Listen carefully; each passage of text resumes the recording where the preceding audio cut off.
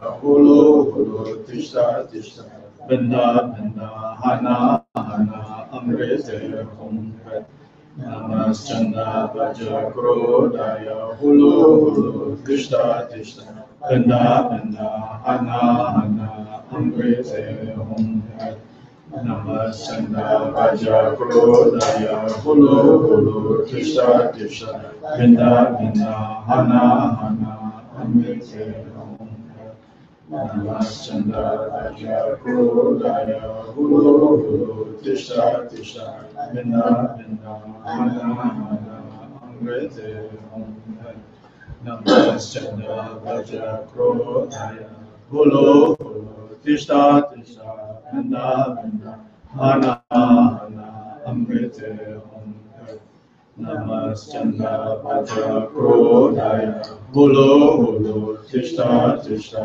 Benda Benda Hana Hana Amrite Hum Namaschanda Vaja Krodaya Hulu Hulu Tishta Tishta Benda Benda Hana Hana Amrite Hum Namaschanda Vaja Krodaya Hulu Hulu Tishta Tishta Benda Benda Hana Hana Amrite Hum Namaschanda Vaja Krodaya Hulu Hulu Tishta Tishta Benda Benda Hana Hana Amrite Hum Namaschanda Vaja Krodaya Hulu Hulu Tishta Tishta Benda Benda Hana Hana Amrite Hum Namaschanda Vaja Krodaya Hulu Hulu Tishta Tishta Benda Benda Hana Hana Amrite Hum Namaschanda Vaja Krodaya Hulu Hulu Tishta Tishta Benda Benda Hana Hana Amrite Hum Namaschanda Vaja Krodaya Hulu Hulu Tishta Tishta Benda Benda Hana Hana Amrite Hum Namaschanda Vaja Krodaya Hulu Hulu Tishta Tishta Benda Benda Hana Hana Amrite Hum Namaschanda Vaja Krodaya Hulu Hulu Tishta Tishta Benda Benda Hana Hana Amrite Hum Namaschanda Vaja Krodaya Hulu Hulu Tishta Tishta Benda Benda Hana Hana Amrite Hum Namaschanda Vaja Krodaya Hulu Hulu Tishta Tishta Benda Benda Hana Hana Amrite Hum Namaschanda Vaja Krodaya Hulu Hulu Tishta Tishta Benda Benda Hana Hana Amrite Hum Namaschanda Vaja Krodaya Hulu Hulu Tishta Tishta Benda Benda Hana Hana Amrite Hum Namaschanda Vaja Krodaya Hulu Hulu Tishta Tishta Benda Benda Hana Hana Amrite Hum Namaschanda Vaja Krodaya Hulu Hulu Tishta Tishta Benda Benda Hana Hana Amrite Hum Namaschanda Vaja Krodaya Hulu Hulu Tishta Tishta Benda Benda Hana Hana Amrite Hum Namaschanda Vaja Krodaya Hulu Hulu Tishta Tishta Benda Benda Hana Hana Amrite Hum Namaschanda Vaja Krodaya Hulu Hulu Tishta Tishta Benda Benda Hana Hana Amrite Hum Namaschanda Vaja Krodaya Hulu Hulu Tishta Tishta Banda Banda Hana Hana Amrite Om. Namaschanda Vajra Krodaya Holo Holo Tishta Tishta Banda Banda Hana Hana Amrite Om. Namaschanda Vajra Krodaya Holo Holo Tishta Tishta Banda Banda Hana Hana Amrite Om. Namaschanda Vajra Krodaya Holo Holo Tishta Tishta Banda Banda Hana Hana Amrite Om. Namaschanda Vajra Krodaya Holo Holo Tishta Tishta Banda Banda Hana Hana Amrite Om.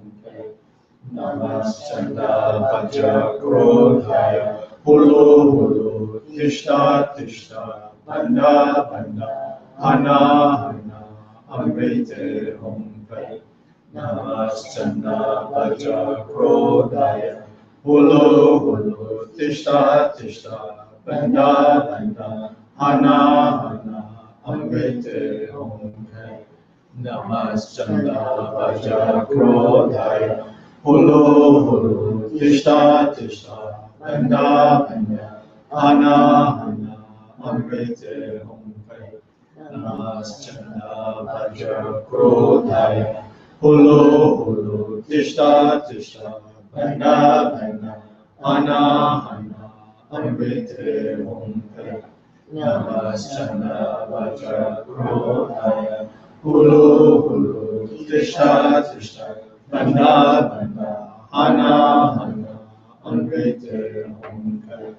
Namaschanda Vajra Krodaya Holo Holo Tishta Tishta Banda Banda Hana Hana Amrite Om. Namaschanda Vajra Krodaya Holo Holo Tishta Tishta Banda Banda Hana Hana Amrite Om. Namaschanda Vajra Krodaya Holo Holo Tishta Tishta Banda Banda Hana Hana Amrite Om. Namaschanda Vajra Krodaya Holo Holo Tishta Tishta Banda Banda Hana Hana Amrite Om. Namaschanda Vajra Krodaya Holo Holo Tishta Tishta Banda Banda Hana Hana Amrite Om. Namaschanda Vajra Krodaya Holo Holo Tishta Tishta Banda Banda Hana Hana Amrite Om. Namaschanda Vajra Krodaya Holo Holo Tishta Tishta Banda Banda Hana Hana Amrite Om. Namaschanda Vajra Krodaya Holo Holo Tishta Tishta Banda Banda Hana Hana Amrite Om. Namaschanda Vajra Krodaya Holo Holo Tishta Tishta Banda Banda Hana Hana Amrite Om. Namaschanda Vajra Krodaya Holo Holo Tishta Tishta Banda Banda Hana Hana Amrite Om. Namaschanda Vajra Krodaya Holo Holo Tishta Tishta Banda Banda Hana Hana Amrite Om.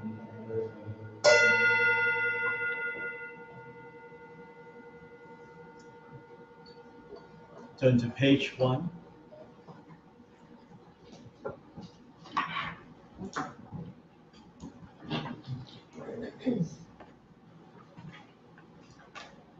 All mother sentient beings, limitless as the sky, especially those enemies who hate me, obstructors who harm me, and those who create obstacles on my path to liberation and all holiness. May they experience happiness and be separated from suffering. I will quickly establish them in the state of the most perfect and precious awakening.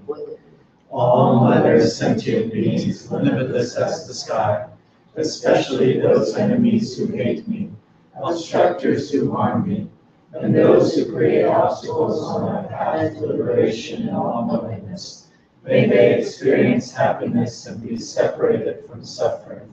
I will quickly establish them in the state of the most perfect and precious awakening.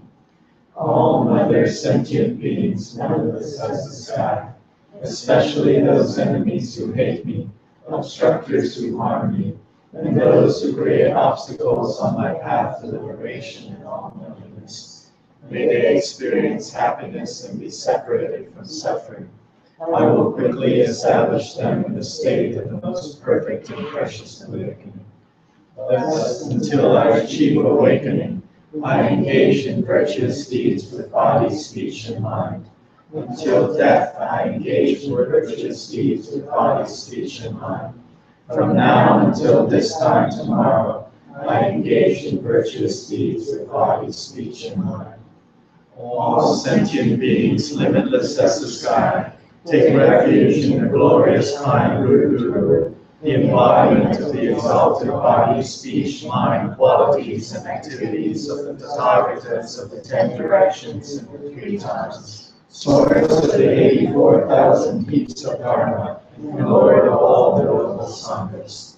We take refuge in the kind root and lineage Gurus. We take refuge in the deities of the mandalas of the Idams. We take refuge in the Buddha Bhagavans. We take refuge in the perfect Dharmas. We take refuge in the noble Sanghas. We take refuge in the assemblies of the Viras, Kakinis, and Dharmahalas, possessors of the eye of wisdom. We take refuge in the kind root and lineage Gurus. We take refuge in the deities of the mandalas of the Idams. We take refuge in the Buddha Bhagavans. We take refuge in the perfect Dharmas. We take refuge in the noble Sanghas. We take refuge in the assemblies of Viras, Kakinis, and Dharmahalas, possessors of the eye of wisdom. We take refuge in the kind root and lineage Gurus. We take refuge in the deities of the mandalas of the Idams. We take refuge in the Buddha Bhagavans. We take refuge in the perfect Dharmas. We take refuge in the noble Sanghas. We take refuge in the assemblies of Viras, Dakinis, and Dharmahalas, possessors of the eye of wisdom.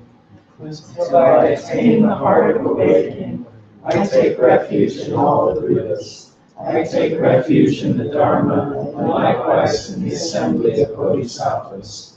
As the previous Buddhas developed awakening mind and progressed on the Bodhisattva's path, I too, for the benefit of all migratory beings, rise to bodhicitta and apply myself to accomplish the stages of the path. Until I attain the heart of awakening, I take refuge in all the Buddhas. I take refuge in the Dharma, and likewise in the assembly of Bodhisattvas. As the previous Buddhas developed awakening mind and progressed on the Bodhisattva's path, I too, for the benefit of all migratory beings, give rise to bodhicitta and apply myself to accomplish the stages of the path. Until I attain the heart of awakening, I take refuge in all the Buddhas. I take refuge in the Dharma, and likewise in the assembly of Bodhisattvas. As the previous Buddhas developed awakening mind and progressed on the Bodhisattva's path, I too, for the benefit of all migratory beings, rise to bodhicitta and apply myself to accomplish the stages of the path. In the Buddha, Dharma, and Sangha most excellent, I take refuge until enlightenment is reached. By the merit of generosity and other perfections, may I attain Buddhahood for the sake of all migratory beings. In the Buddha, Dharma, and Sangha most excellent, I take refuge until awakening is reached.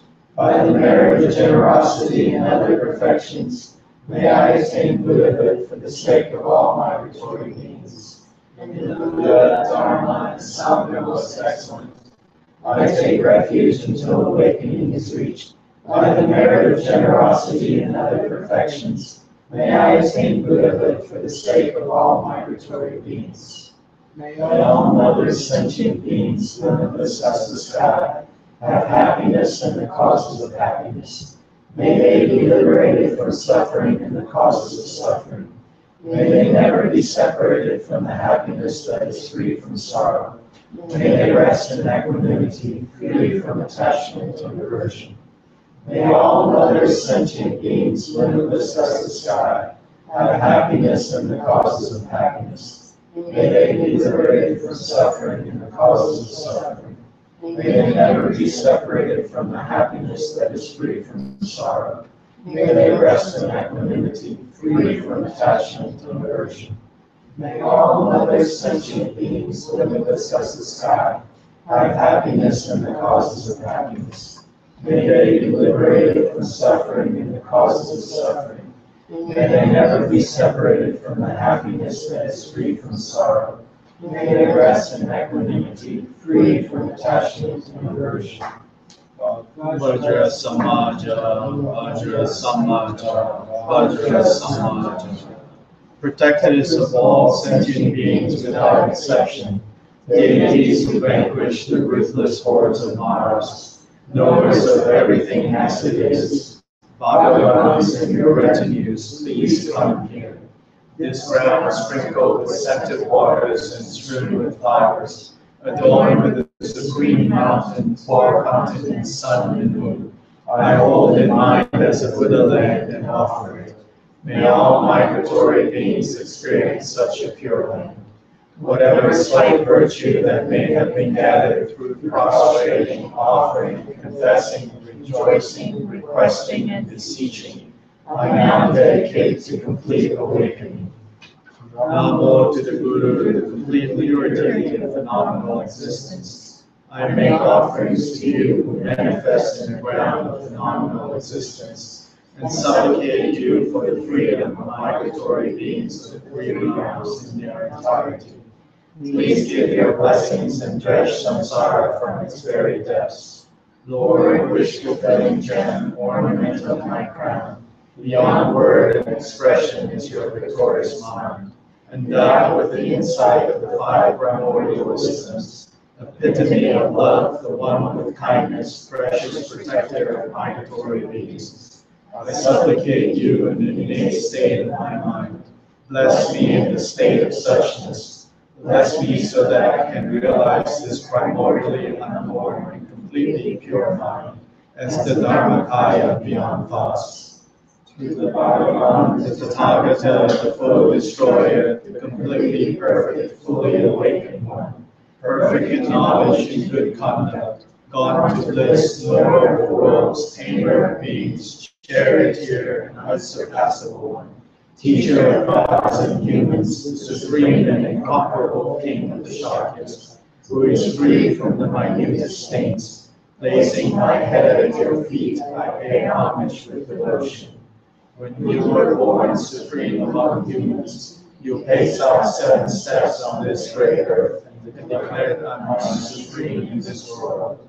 Homage to you, wise one, possessing a pure body and an excellent supreme form, an ocean of wisdom, a mountain of gold, fame throughout the 3 worlds. Homage to you, the supreme protector, with the supreme marks and a face like the stainless moon. Homage to you, golden-colored one. Free from stains, there is none like you in the 3 worlds. Homage to you, incomparably wise one. Supreme among humans, charioteer and tamer of beings, the Tathagata who severs the all-enmeshing fetters, who with senses pacified and utterly pacified is skillful. Homage to you who dwelt in Shravasti, the protector who possesses great kindness, the all-knowing teacher, the perfect one, the basis of oceans of merit and qualities. Homage to the Tathagata. Purity, the cause of freedom from attachments, virtue that liberates from the lower realms. This alone is the sublime ultimate reality. Homage to the Dharma that pacifies. Having been liberated, you show the path to liberation. Devoted to the moral precepts, you are a field of perfect qualities. Homage to the sublime Sangha. In all the worlds of the 10 directions reside the Tathagatas of the 3 times. Before each of you lions among humans, I prostrate joyfully with body, speech, and mind. By the power of this aspiration to noble deeds, all conquerors appear vividly in my mind. With as many bodies as there are atoms in all lands, I prostrate to all you conquerors.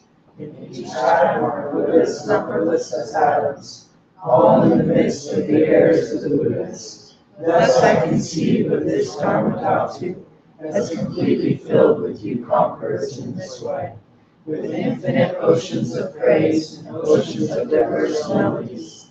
I sing the excellent qualities of all you conquerors, and praise all of you gods of bliss.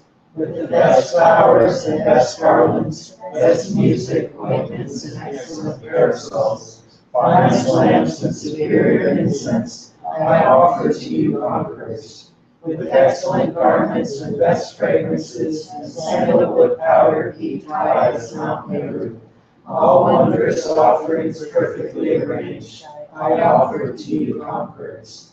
These vast and unequaled offerings to each and every one of you conquerors, with the power of conviction and noble deeds, I prostrate and offer to all you conquerors.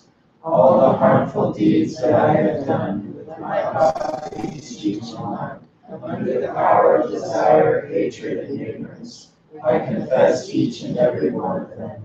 I rejoice in all the meritorious deeds of all the conquerors in the 10 directions, in the heirs of the Buddhas, solitary realizers, pure stone training and beyond, and all migratory beings. You who are lamps of the worlds of the 10 directions, who have unobstructedly attained Buddhahood through the stages of awakening. All you who are my protectors, please turn the unexcelled wheel of Dharma. With palms together, I earnestly beseech you, in the intent to manifest final nirvana. Please remain for as many eons as there are atoms in the world, for the happiness and well-being of all migratory beings. Whatever slight virtue that may have been gathered through prostration, offering, confessing, rejoicing, requesting, and beseeching, I now dedicate to complete awakening.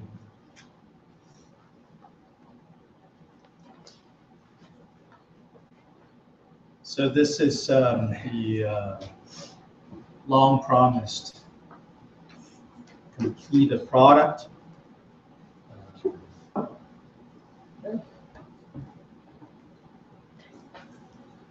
So this text, so the basic folder, which was custom made for us. Some of you, I think, got emails, email that I sent out, so you already know. But some of you probably, for whatever reason, it's not in that email, because that email list is sort of a very incomplete list that I have. But in any case, if you're listening to this, and especially you folks out there, I don't know exactly who's out there actually, but if you are going to continue participating with Kagyu Sangha on Wednesday nights, including everyone here, physically here, then it would be good to have a copy of this text. If you're actually physically here, but you don't really see a reason to own one, there's always going to be available copies to use when you are here. But I would say it would be a little bit strange to just come on Wednesday once a week and look at this once a week. Maybe a waste of your time, maybe a waste of my time. Then better to come on Thursday.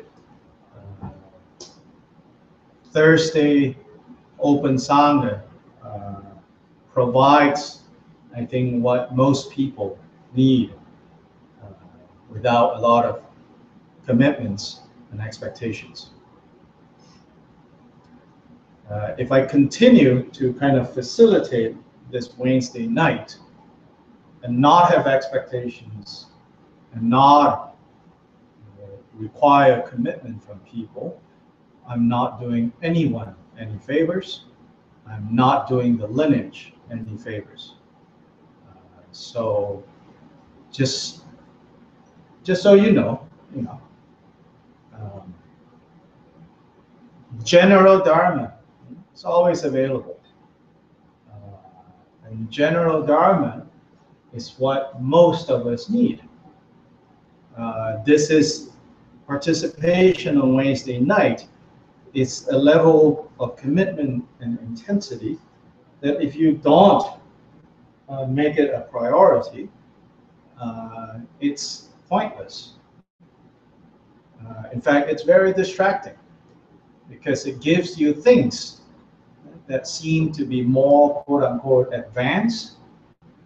Then it also comes with some sort of guilt that will build on if you don't follow the program. Now, what's the point to take on this guilt if, this is not really what's most suitable? Then Thursday, no guilt, no commitments, no expectations.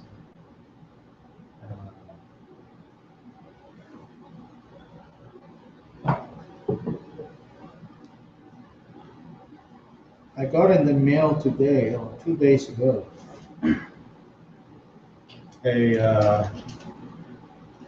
my first value member thank you gift when you join your AARP membership. So I have arrived, This is King Yama sending, warning. Like, no more time left, So very kind, send it to me. Those of you who didn't get it yet, maybe he doesn't like you guys. The Lord of Death is sending out reminders. Really, there's not much time left. However much time you think you have left, there's not much time left. Some of us, objectively, not much time left.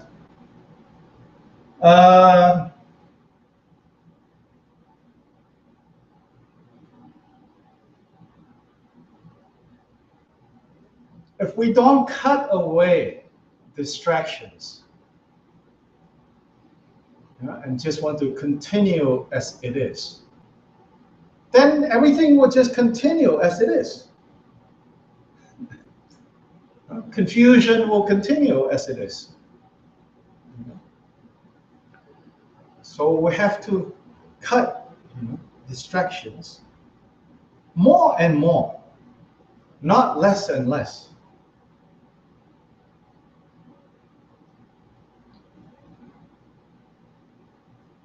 But you cannot cut distractions by forcing yourself, by feeling guilty about it.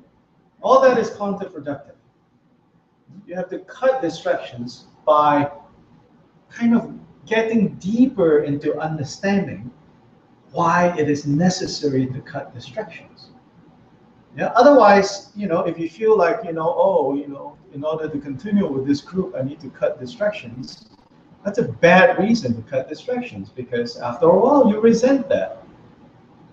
After a while you look around and you say, I used to spend so much time with so-and-so, or so much time doing so-and-so, and then now I'm doing this, I can't do that anymore. I really don't like that. That kind of cutting distraction is pointless. So to pressure yourself cutting distraction that way, useless. We have to cut distractions because we see clearer and clearer how distractions just rob us of gaining some kind of certainty when the Lord of Death comes and haul you off. The Lord of Death comes in many ways. You know? Sometimes it comes with the death of a situation. Sometimes it comes in the form of the death of a pet. Sometimes it comes in the form of the death of a friend. Sometimes it comes in the form of the death of a paycheck. Sometimes it comes in the form, you know, of death of a TV program, of your Netflix subscription, of your internet, of your car. You know, all these are just the Lord of Death turning up in different ways. All these are warnings until finally the Lord of Death comes and say, okay, now you have to go. And then you know, we're all like shocked and surprised, like, what do you mean? But he was like, I have been coming every other week to tell you. We continue to be distracted. The affairs of the world, there is no end to them. Really no end. You live 100 years, there's 100 years of stuff to do. You live 200 years, there's 200 years of stuff to do.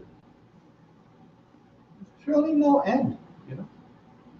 And if you think that I'm going to settle those affairs and then I'm going to do something, hence, you know, samsara is endless.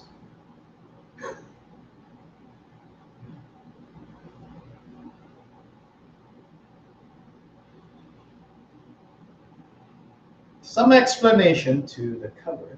If you look right, it says Kagyu Sangha. There's another name to Kagyu Sangha that some of you might recognize. Maybe just one or two people might recognize. There's this strange name, Drigum Dharma Kirti Circle in Dharma NC. So that kind of explains the relationship. Urban Dharma NC is not necessarily, I've said many times, a Drigum Kagyu center. It is not a Drigum Kagyu center. A lot of Drigum Kagyu things take place here, but it's not exclusive to Drigum Kagyu. So that's the broader kind of, you know, organization, place that we are a part of, Urban Dharma NC. Kagyu Sangha is a program that we do here at Urban Dharma NC. And then there is a secret name to this group. So secretive that nobody knew about this until now. It's called Drigum Dhamma Kirti Circle. Circle is kind of a creative translation of mandala. A mandala is a circle. And the circle has a periphery and a center. That's actually the meaning of mandala. In Tibetan, it's kyukor. Kyukor means center and periphery. And that's mandala. So mandala means, in this case, the gathering, right? The circle. And the name Drigum Dhamma Kirti, Dhamma Kirti is the most famous Dharma Kirti, is a Indian Buddhist master. I don't know, maybe 11th century. I don't really remember his dates because this is not really named after him. But the most famous Dhamma Kirti in Buddhist context is an Indian master that taught like logic and Mahayana. But so why is Drigum Dhamma Kirti?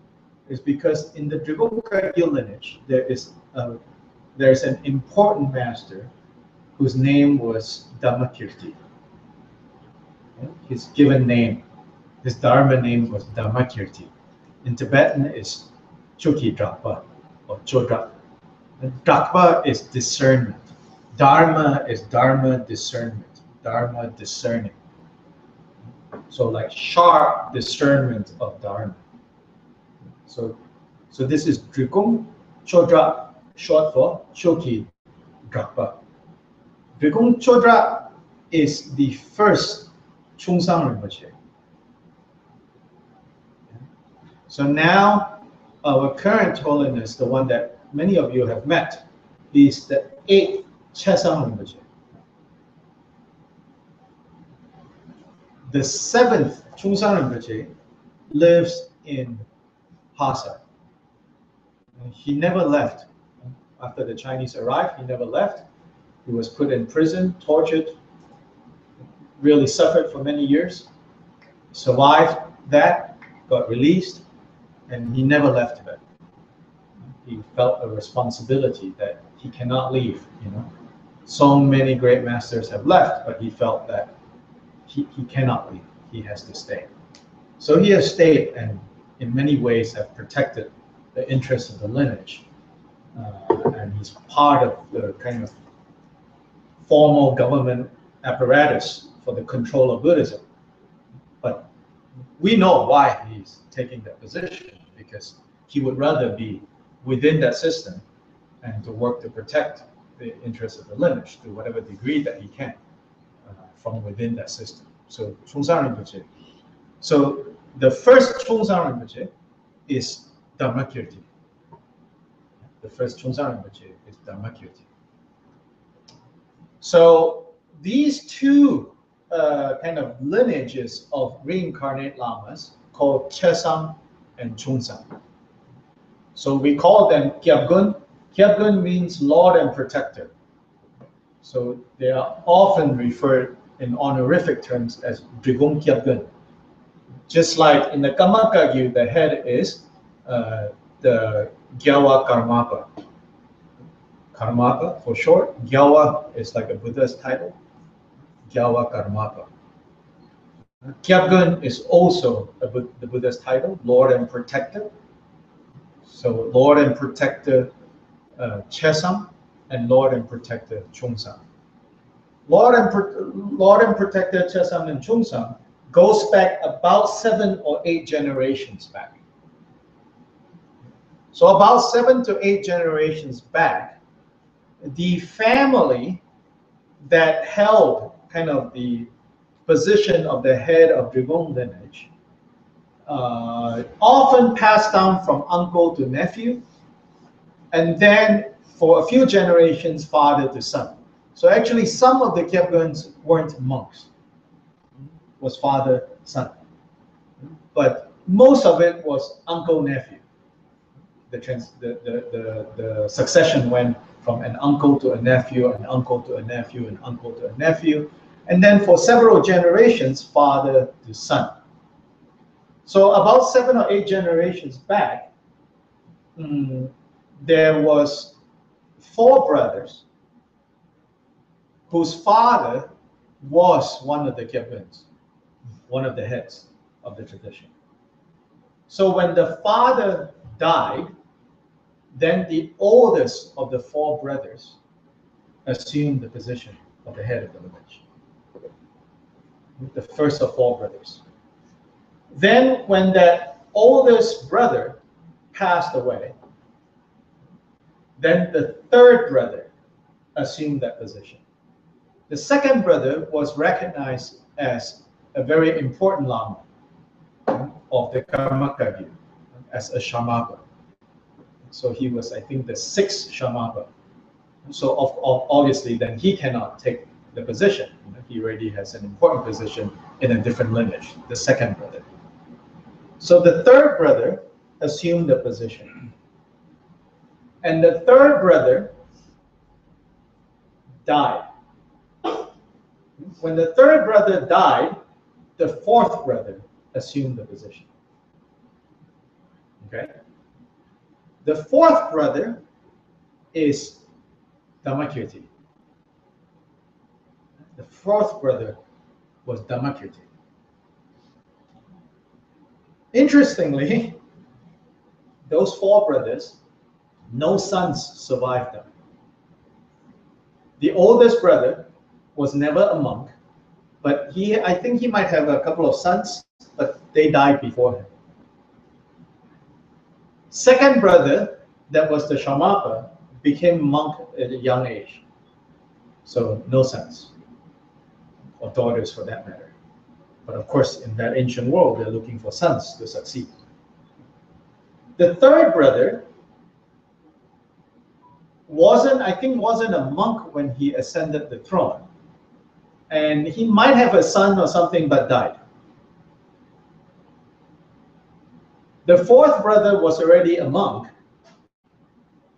from early age, but then the family panicked and told him, please give back your vows and marry. We need you to continue this line. So he did, but no sons.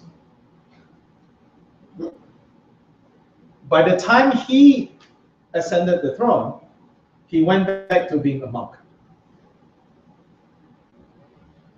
And at that point, he decided to go find his third brother's reincarnation.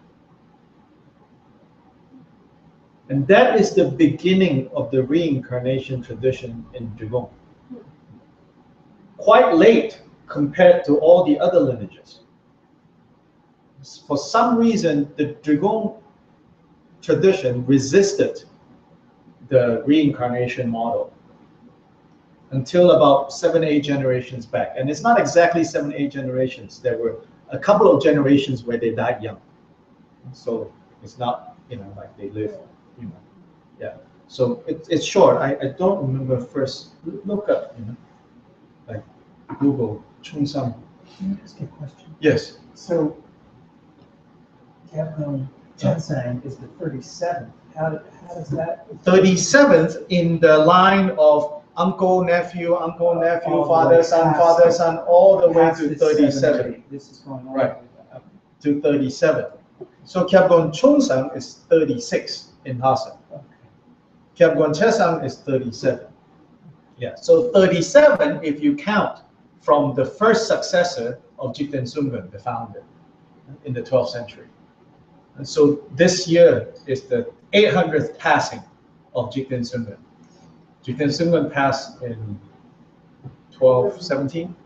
Yeah, 1217, 2017, 800 years. So when Jigten Sungön passed away, his first successor was number 1. And till now, those it's weren't reincarnated. 37. No, uncle, nephew. And then it started being reincarnated. And then some father sons, a few generations. Like, for example, throne holder 17, I know, is the grandfather of Dharmakirti's. So Dharmakirti's grandfather is 17. So I think Dharmakirti's grandfather was 17. Dharmakirti's father was 18. Dharmakirti's oldest brother was 20, right? Then Dharmakirti's third brother was 20th. Wait, 17 was grandpa, 18 was pa, right? 19 was eldest brother, 20th was third brother, himself was 21st. Yeah. Himself was 21st. He assumed it in 1626 and in 1659 is when he passed. He passed in 1659. 59. So it wasn't until the 1600 before the Drigong lineage adopted the whole reincarnated Lama business. Until then, they resisted it. Right? Check the first Karmapas dates. The Karmapas, kind of our cousins, the Kagyu cousins, the Karma Kagyus, they started the reincarnation model in the 13th century, I think 12th, 13th century. First Karmapa should be 12th century. 12th century. And so they started that in 12th century. They had like 400 years ahead. And Drigong people resisted for 400 years this reincarnation model.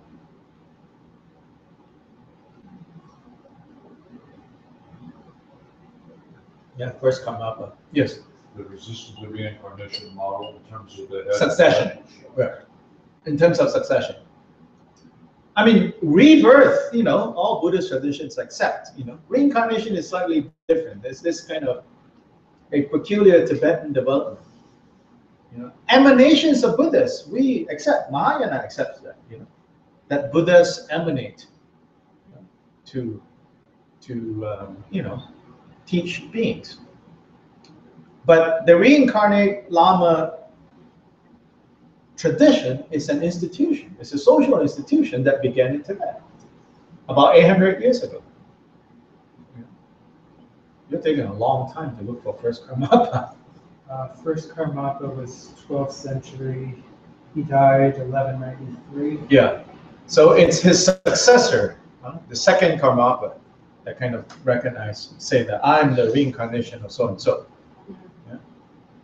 So around 12 something, they already started there.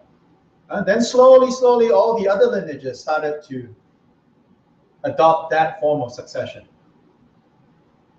But Dribung Kagyu resisted that. The other major lineage that resisted that and resisted to this day are the Sakyapas. So Sakyapas to this day is father-son. Sakyapa at one point was uncle, nephew, uncle, nephew, uncle, nephew, and then at a certain point it became father-son. So the Sakyapas to this day is father-son. And they resisted it. Now, of course, it's an interesting, in the Sakyapa case, the head of the order is always this father-son, succession. But there are other important lamas within that lineage that are reincarnated. Actually, the Sakyapa situation is a little bit more complicated. There is actually two families that rotate. Like the father of this side, then the son of that side, then the son of this side, then the father of that side, that sort of a view. Two branches of the family for the Sakyapas. Anyway, Dribung Dhammakirti,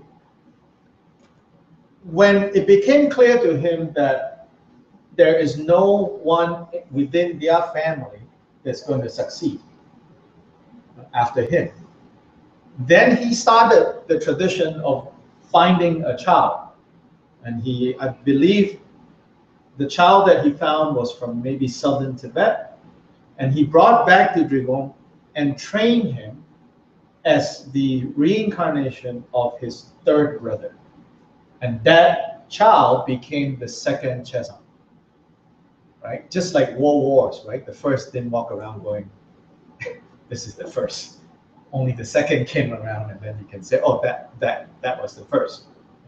So the third brother was Konjo Rinchen. So Konjo Rinchen's reincarnation became then the second Chesang. So then, second Chesang was carefully trained by Dhammakirti. Then when Dhammakirti passed away, second Chesang was an adult. Then second Chesang assumed the throne. Then second Chesang in turn went to look for the reincarnation of Dhammakirti. And then trained the reincarnation of Dhammakirti until Dhammakirti is the reincarnation of Dhammakirti, second Chungsang, became old enough, then second Chesang passed away, then second Chungsang assumed that position. So then they went back and forth, right? But then at some point, both Chesang and Chungsang passed within a few years. Then two young boys got recognized. So that's why now Chesang and Chungsang, their ages are about a few years apart. And that, frankly, caused some problems. Chinese have a saying, you can't have two tigers on one mountain.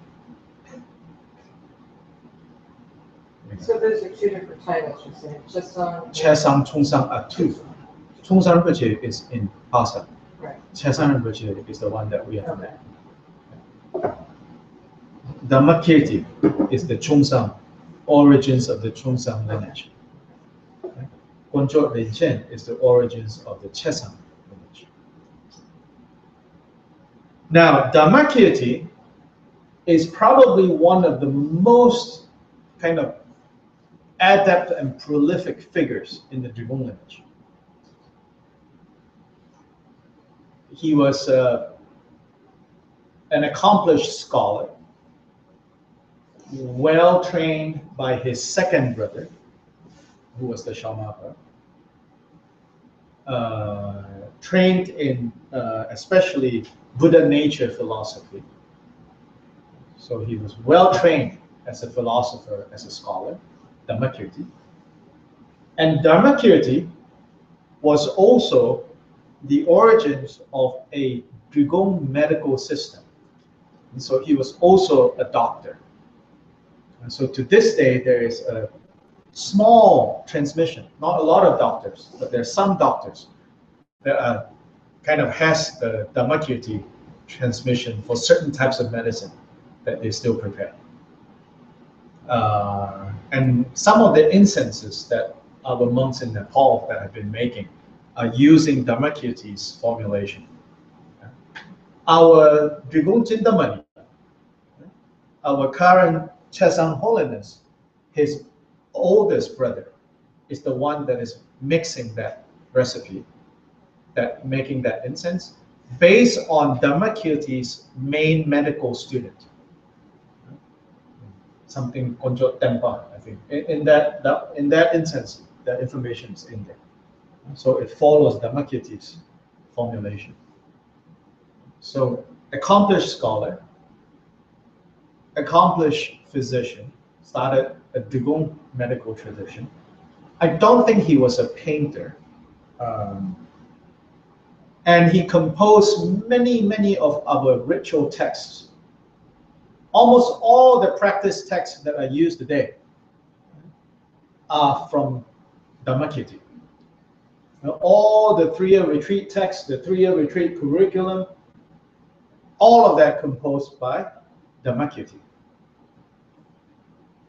In fact, I have kind of played devil's advocate with people in the lineage and said, how come we're not practicing Jidin Sungun's texts? In fact, when it comes to texts, it's mostly Dharmakirti's text. Texts that Dharmakirti composed and brought together.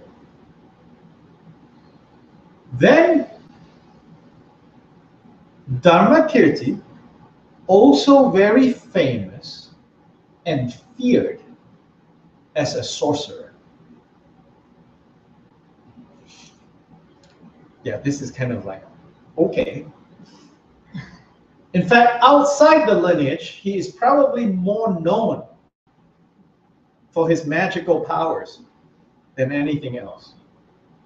So it is said that on several occasions, he defended Drigong simply with his reputation of being a very powerful magician sorcerer, that the Mongol army would not mess with Drigong. Would bypass Drigong, because at that time, the Mongols were taking over Tibet.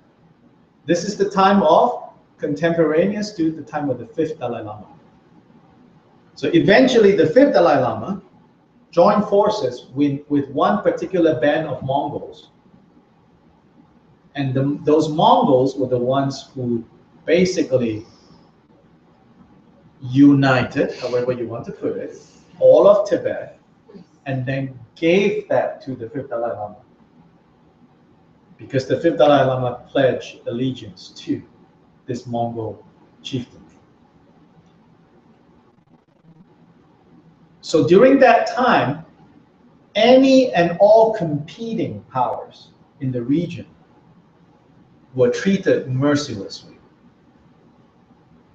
And the seats of power were often identified with major monasteries. Now, don't get me wrong, we're not necessarily talking about the monasteries themselves being that power. But the secular and the spiritual kind of rule the whole area and they reinforce each other's authority. So when an invading force wants to neutralize the influence of that authority, it's not enough to neutralize just the secular. You also need to do something with the spiritual. Yeah, so one of the major, for example, monasteries in central Tibet, a major Nyingma called Mindroling Monastery, they survived because the head of Mindroling became very close to the fifth Dalai Lama. But many other monasteries in central Tibet area were destroyed by the invading Mongols. And Drigong is just right outside of Lhasa. And so it said that several times the Mongol military would come and miraculously would turn around and go somewhere else. But nonetheless, Dhammakirti was accused of attempting to harm the fifth Dalai Lama. And so they came and arrested him and threw him in the Potala prison. Until one day it is said that the fifth Dalai Lama came down to the prison.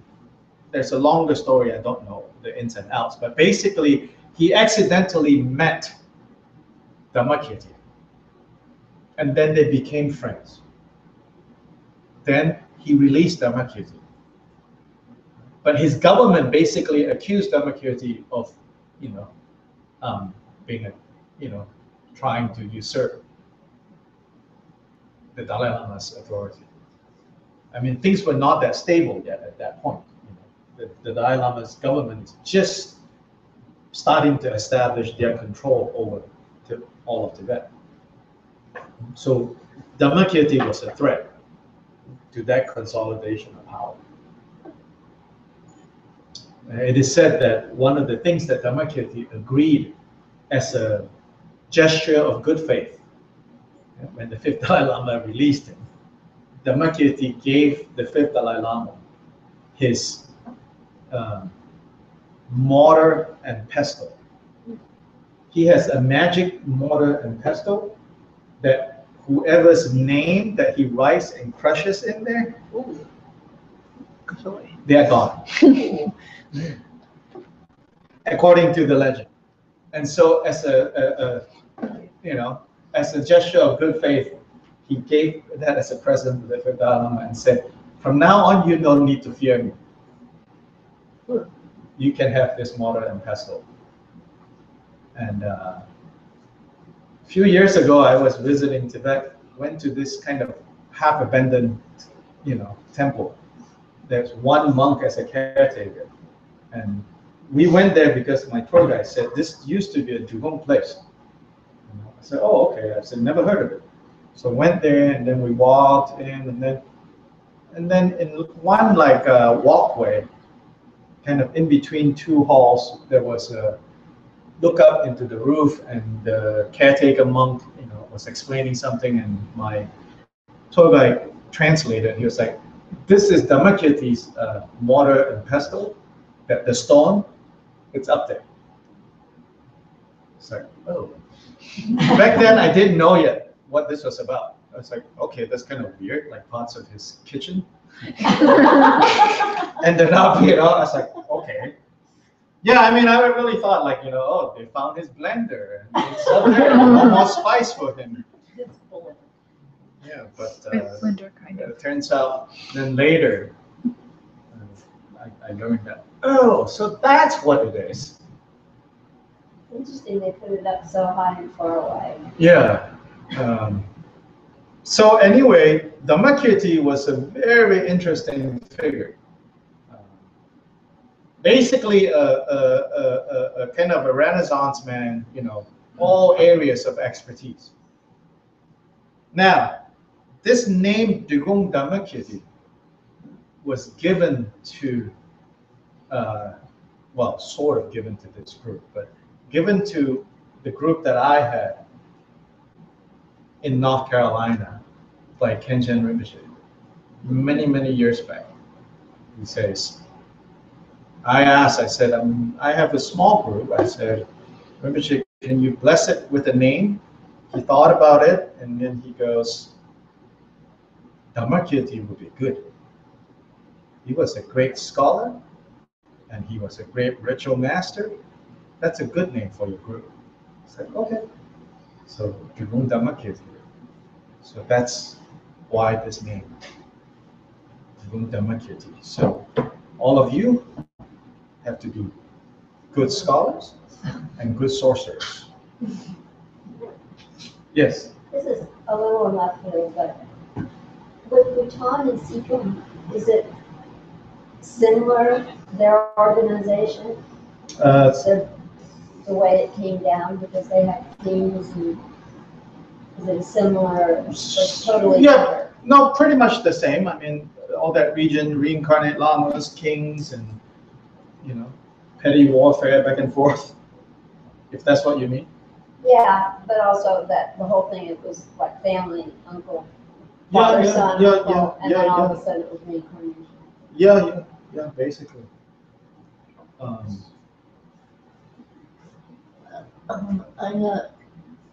I got one question. Yes. What are the stamps here, the red stamps? That means your text has not been stolen. That means they're legitimate now. The stamp of authenticity. I thought it meant I was in Hufflepuff. Oh.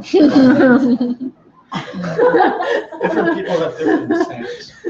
No, it's the same. Come on, and Slytherin, it looks like. Oh, yeah. The next text is the Mundro, the foundational practices. I'm not assuming everybody needs it, but if you need it, you're going to practice it, then you should put it into your text. If not, again, you know, come here, borrow it, use it, and then, you know.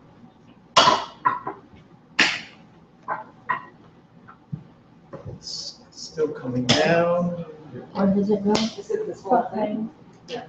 What do you mean? There are several. There's there are 19 copies. 19 pages. 19 pages. Oh, I mean, I have 19 pages? If you take two, you have to do twice. You have 200,000 of every practice to Oh, complete. 19 pages. Oh, good. Luckily, only 100,000 to complete. Uh-oh. 200,000 for you? I gave it to him, it's my fault. Oh, okay. No, it's your kindness. This is not punishment. This is good. You have 200,000 to do. Rejoice. Yeah.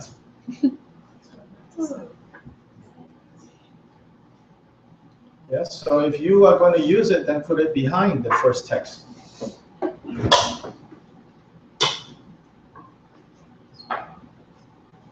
can leave the rest. So, I'd like to go on a limb with a question. Yes. I'm gonna expose myself to group. I don't know my level of commitment. I know that my intention is to try this and to take it home and do what I can.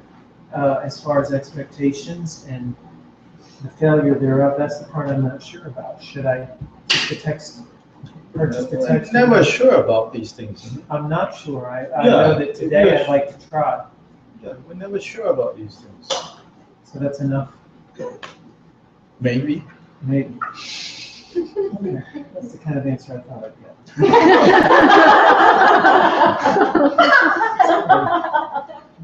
If it's sure, you know, then almost no need to practice already. Yeah, if it's sure, you know. You've arrived. No need to practice already. Game over. Graduated. But what I mean is, you're very sure you're not going to do it, then don't. You know, that is possible, you know, yeah, you know, someone's like, no, I don't want to do this, you know, I want to do other practices. Okay, fine, then don't take it.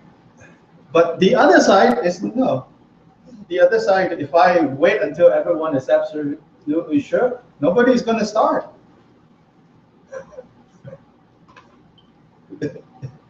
Good question. Yes. Dedication prayers. Mm-hmm. Should we do these daily before we start practice?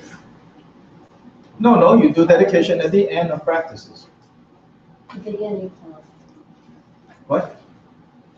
of this. Wait, ask the question again. Okay, so the Yeah, you're trying to dedications are clarify all something. gonna be at the end, this section, but there's more in the dedication prayers than I normally do, so that's where I was, Oh, there's also more in the opening, for that matter, right? yeah, Yeah, okay. yeah. Now, no, doesn't mean that every session you do all of it. In the same way that, our recitations book, with the opening, we have all sorts of stuff going on. Yeah, We just pick, and you pick the essential ones, and then you have a longer day and longer session, then you do all of it. Same relationship, Okay. that doesn't change. I have another question. Yes. Another one. So you're getting ready to go away for 6 weeks. So here I am beginning with this. What's a good amount to do each day if I'm setting a beginning goal for myself? What's a Yes. So before I forget, got distracted. So those of you who are out there and you think you want to continue with this program, be part of this, and need the text, what you should do is you should send an email to info@udharmanc.com, and either Robin or Nathan is going to get your email, and then they're going, now Robin and Nathan, pay attention, and then you are going to send those requests for text to shop@tibetanspirit.com. Okay? Yeah, you're going to send that request over there. And then, Laura, you're going to send these off on behalf of Urban Dharma. This is just a Tibetan Spirit service to Urban Dharma. We'll take care of the shipping. But those of you who need this text, the folder is $24.95. That's what we have to pay the people who made this. So we've not added anything. It's $24.95. Right now, there are only 2 texts. The opening prayers is $4, and the foundational practices is $4. Again, this is just the Xerox. The countless hours of other work that has to go into it, including Laura having to send it and all of that, that's all voluntary work. I have said that, so it's $24.95 plus 8 if you want both texts. Then further down the road, as part of this, there are other texts that might turn out. Right? Then you add to it whatever practice you want to supplement, you will add to it. And if you can, give more than that, because then others who cannot, and so here is also an announcement to, like, if you really cannot give or pay for the basic cost, still, as long as you do the practice, you write your check, you give your money to Urban Dharma, whatever you give, then other people who have given more will pay it forward. Yeah? So think about that. And your check should be written out to Urban Dharma, North Carolina, not Tibetan Spirit, even those of you who are going to be sending this request. And you have to be patient because everyone is a volunteer here, and we're all trying our best, and we'll do our best of our ability to get this text out to you guys that are not local. So now, the question of how much to do. Well, with the opening prayers, what we did today for the start of this is the entire opening prayers, as it is done in any Kagyu monastery or nunnery in the world. That's the most complete opening. Some monasteries add even more, but probably no monastery would do less than that because that's standard for them.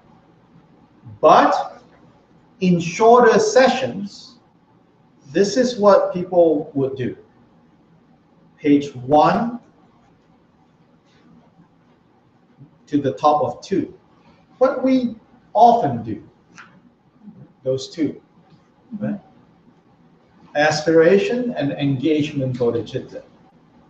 So 1 to the top of page 2. Then we go to the top of page 4 to 5. They're all mother sentient beings. That's our most usual. Right? We open almost all our practices with those 4. Then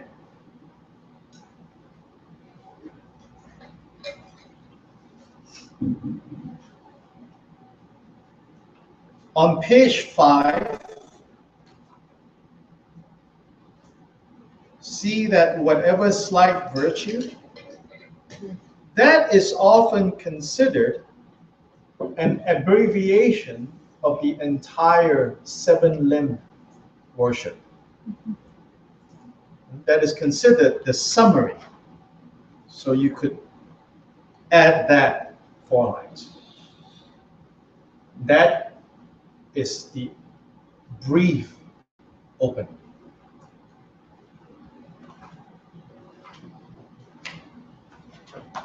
Then foundational practice. And the dedication is always the 8 verses. Then foundational practice. Is that the one in the last one? The second text. One. This one, right? The prostration. I'm trying. Second text is the foundational practices. Okay. This is the 6 weeks of what you should focus on. Well, not just 6 weeks. This is really, I've said you want to do the uncommon preliminaries, the uncommon foundational practices, 10,000 of each as your first run. Then over time, you can add another 10,000 of each and 10,000 of each. According to tradition, it's 100,000 of each.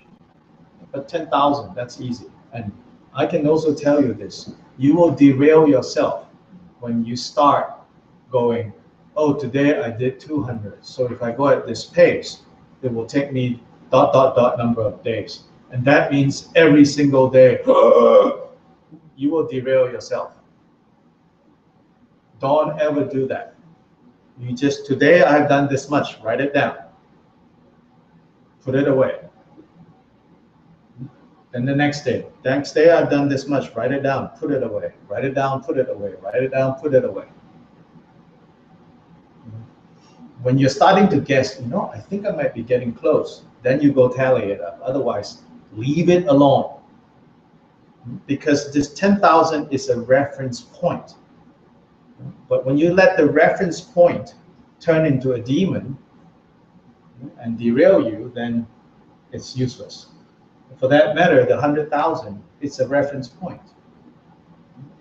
The reference point is to facilitate refuge arising in our hearts. That we have really shift our priorities. That's the meaning of taking refuge. It's like, what are our priorities? What do we really consider to be reliable? What is worth pursuing? Buddha, not Buddha as something out there. Buddha yourself. In the end, we're prostrating to ourselves, our true selves. The common foundational does not require any kind of counting. So to start this practice, every session after the opening, so if it is a regular every day, Yeah, just do the short opening, right? Then do the common foundational practice, which are these 4 contemplations on page 1 and 2.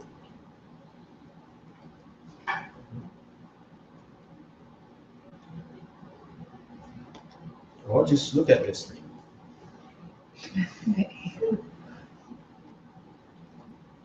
Just look at my invitation to join AARP. You know, that's 4 thoughts that turn the mind. You know? I get reminded every time I get sick. I've been I get recycling it for reminded at 6 least years, once but a I don't week. think they're going away. Oh, no, they're not going away. I don't know what I think. No, it's never far behind. It's never far away. Yeah, so then you contemplate these 4 thoughts. Yes. Now, one way to structure this might be at the beginning of the day, you do the common foundations. Yeah? So page 1 and 2. So you contemplate. However much time you have, you know, in the morning. What? Of the practices. Yeah, on the page 1 and 2. Yeah, of the foundational practices. The common. Yeah, the 4 mind reversals. So you reflect that, okay? Then for dedication after that, again, these dedications, if you're going to like shorten them, you go back to page 14. On the other day. Yes, the first text is always your opening and your dedication, your opening and dedication. That's the first text. That's why it's at the beginning. Yeah, for dedication, you go on page 14. That page, 14.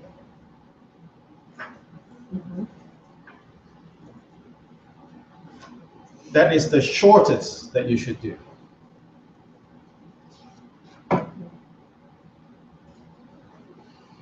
So ending with by defeating enemies of false. Yeah. That's the shortest you should do. And then 8 verses. Yeah. You know, 8 verses mind training dedication. Yeah. So these page 14 and 8 verses. That's the shortest. The longest you can go as many further as you want. You know, depending on. Yeah. What are the 8 verses? That's the one that you normally do. That's at the end. Okay. No. I'm glad we can modify it 30 times each day, that like, we may have a half hour today, tomorrow I may have 2 hours. I like that. I like Then that. I like that.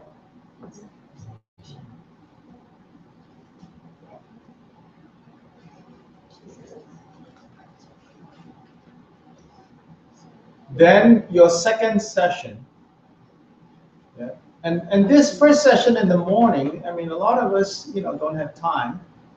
And even if it's just reading through it, even if the contemplation is simply reading through it, you know, then it's good.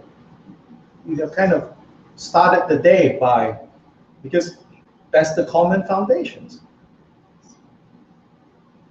Really, to read all of that, not to parrot all of that, but to actually read all of that, it will not take you more than 15 minutes.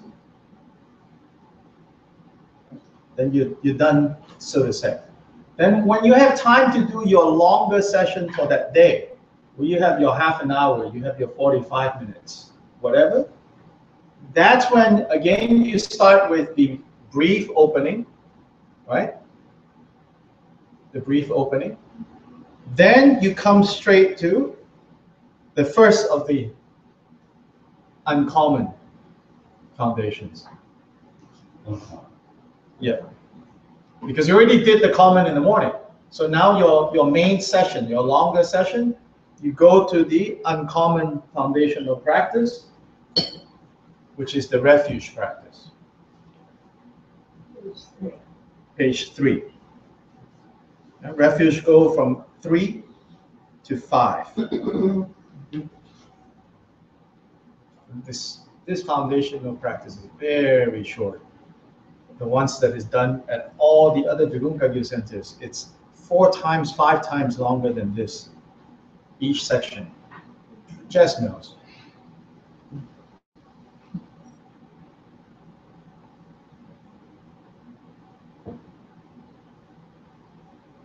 So page 3, basically you set up the visualization in front of you, then you do the praise, and then page 4, that prayer that starts on the bottom of 4 is what you accumulate. Yeah, that's what you accumulate with your frustration.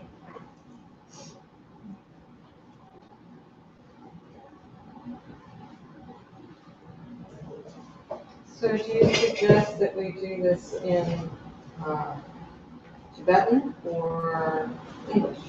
Should do it in English, I think. I think you should do it in English. Try to play with that, move it as necessary, just hold it up or whatever.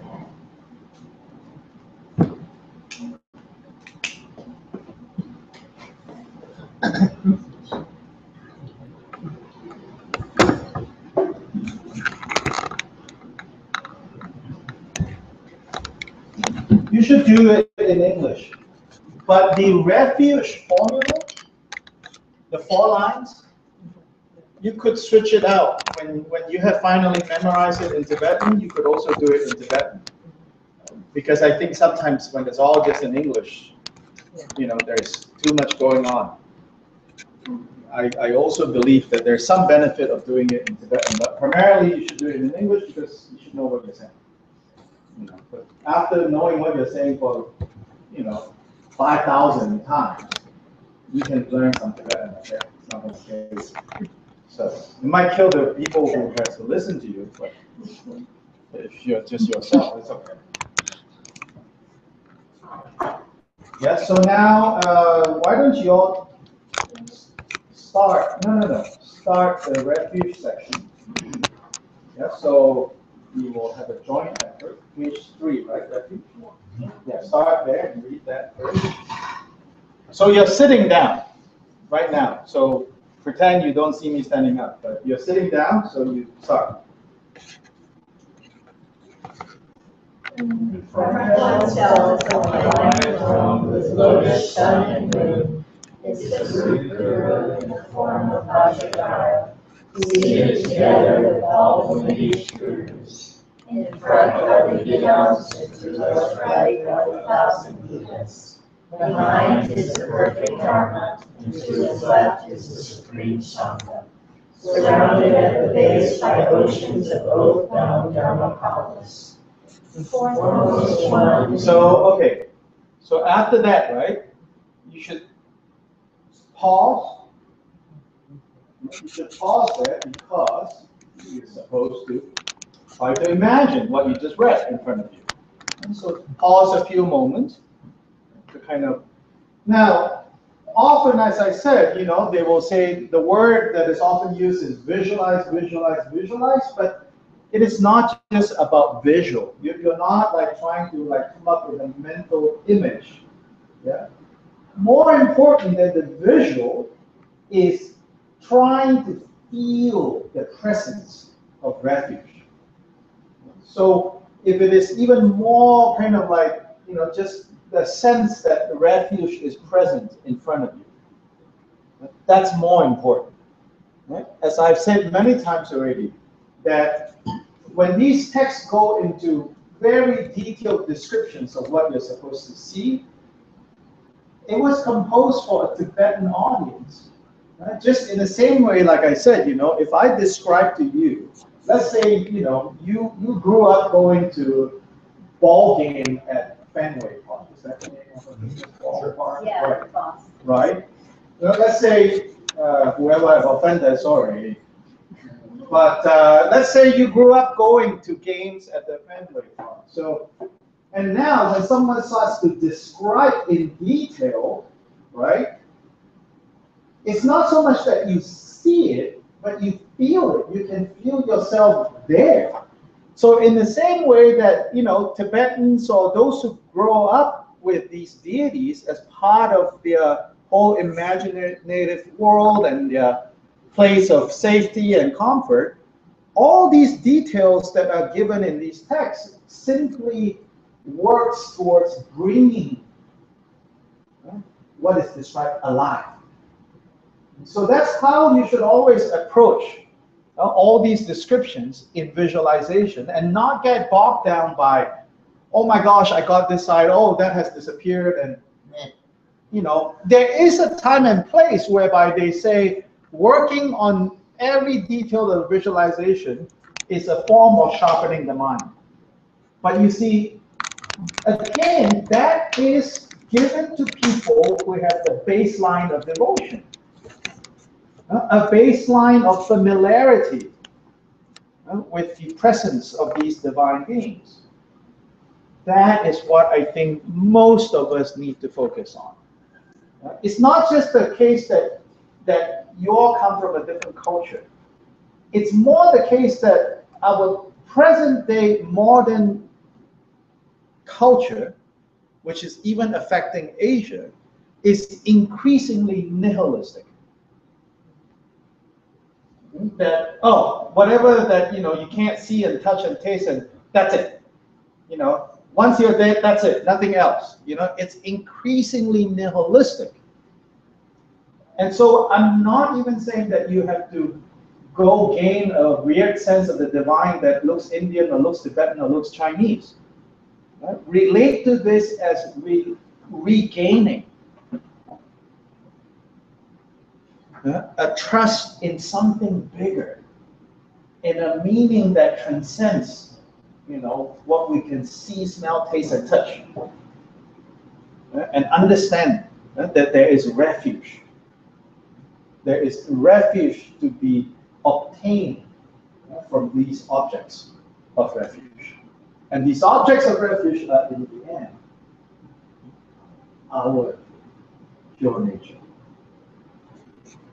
Because the most damaging thing about nihilism is not so much even about nihilism with regards to things out there. It's the nihilism that is directed at ourselves. We are, at the end, unhappy because we have given up on our divine nature. That's what we need to regain. So then you spend some time after reading that to bring the presence of these objects of refuge in front of you. Okay, now then you do the praise. Right? Then you put your palms together. Whenever you're praising, whenever you're making offerings, whenever you're taking refuge, you do this gesture. Because this is the gesture, this Anjali, well, the gesture of namaskara in Sanskrit, is a gesture of respect. Okay. Foremost one, embodiment of all Buddhas, the essential nature of the Vajra holder, source of the three jewels, praise and homage to all you. Yeah, and then so see the image there of Vajradhara. So that is who this praise kind of addresses. So in a way, it's saying that Vajradhara embodies the three roots, the three refuges, all of it. So then after the praise, that's when you do the accumulation. Now, especially now, because you don't know, you have not memorized the words yet, right? So then what I suggest would be for you to like say that like 10 times. Say the prayer 10 times. And then get up and do 10 prostrations. This is the homage to you, rooted lineage gurus, that prayer? Yes, the next one. Yeah, the next 4 lines. Yeah. So say that 10 times. Get up and do 10 prostrations. And then sit down and, you know, and then eventually what you want to do is to match the two. So let's pretend that now you have mashed it. So say that.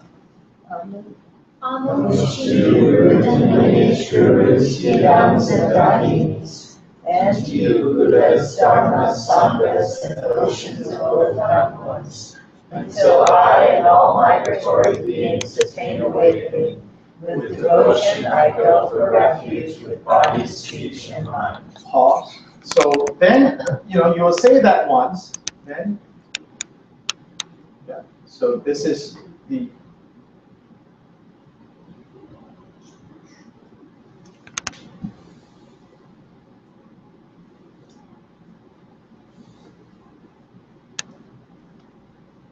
that's one prostration. So in terms of like kind of feeling or thinking about it, this is with body, speech, and mind. Go for refuge.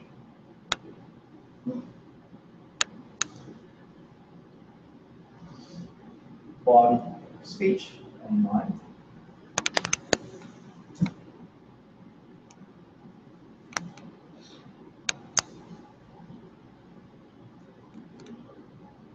There's two ways actually to do this. So as you see as you go down, one is to pause here once your knee goes down, and then down.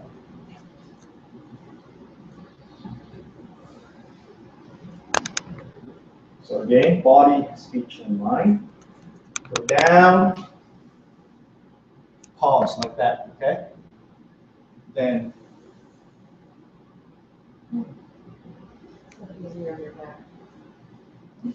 Never mind, I always pause. I have to, I can't do it faster. it's not age, it's just tuning the muscles. Then the other way is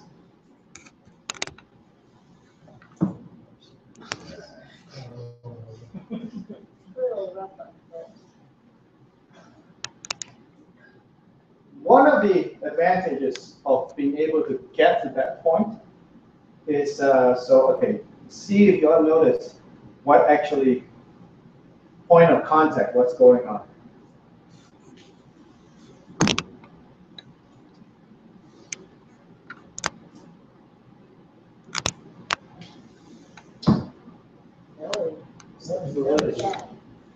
It's the fluidity, but specifically, I've not seen any explicit mention of this. It's something that through experience, you notice here. This area is being hit. And this is said to be where the source of energy is. In yogic traditions, in Taoism, and all traditions. 4 fingers below the navel, that's what they call the danden in Japanese, like Aikido and Chi, everything, it's the source is here. So what you're also doing is you're activating. Now, of course, you can't start there, but I can tell you that at first, it's easier to do the pause because your body is not used to it.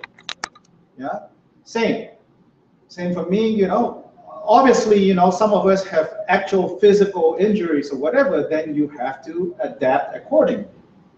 But if everything is fine, even that at the beginning, you're not used to it, but at a certain point, barring some sort of physical injury that you have, it becomes a lot easier and you will actually like it better if you just slide. And then there's a lot of benefit. This is being activated. So then you do, now you'll say that prayer, but say it a little faster. Now, notice too when you say how you can say it and do it at the same time. You don't have to wait until the end of one before you go down. So start. Homage to you and lineage gurus, and to you Buddhas, Dharmas, Sanghas, and oceans of both ones. until I and all migratory beings attain awakening. With devotion I go for refuge for body, speech, and mind. Homage to you, who in the lineage rose the announced Dakinis, and to you who has Dharma Sanghas and oceans of ones, until I and all migratory beings attain awakening. With devotion I go for refuge for body, speech, and mind. Homage to you, who in the lineage rose the announced Dakinis, and to you who has Dharma Sanghas and oceans of ones, until I and all migratory beings attain awakening. With devotion I go for refuge for body, speech, and mind. So yeah, so basically, and that's the one advantage of like when you remember now the meaning of the words you're saying, and then you switch to Tibetan, you can do it a lot faster. You chant in Tibetan, and then your prostration can move faster. And this is not about like finishing faster or anything, but it's just again the rhythm, getting into the rhythm. I have like some, injury like here and here. So in fact, it's actually easier for me not to put weight on my hands, but rather to do the complete slide.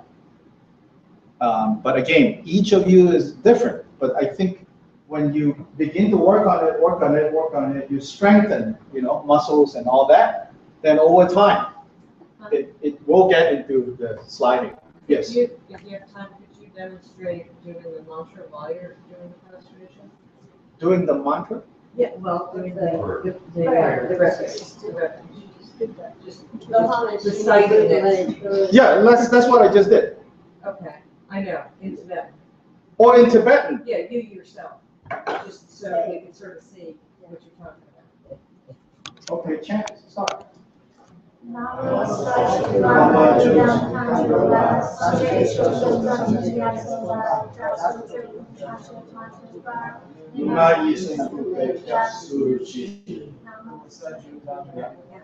don't read, you watch. Because if you're reading, you're not watching. So you all start, okay. Namo Sajju Lama Nidam Kantroba Sanke Choso Tamchen Yapsoba Tatsojo Lunga Isun Kupe Suchi Namo Sajju Lama Nidam Kantroba Sanke Choso Tamchen Yapsoba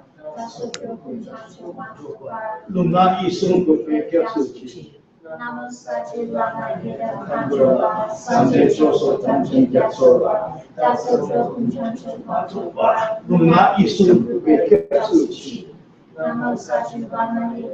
So usually, lunga isun kupe kapsuchi is when you are. Okay. Yeah, then the rest, Say again? Last line is usually when it's like that. Okay. Again, it's not so helpful to try to memorize. You get into the rhythm. Yes. I didn't know. The mantra that we do, which is a longer, the refuge prayer is a lot longer. So then we count. When I did it, we count the number of recitations and not the number of prostrations. So that means it was for 100,000 of the long refuge, it was maybe 150,000 of prostrations. Yeah. So I didn't know anything. I made the prayer and put it on my hands. Oh, you can do that. Yeah. And then I do each one as I go, and somewhere along the end. That's right.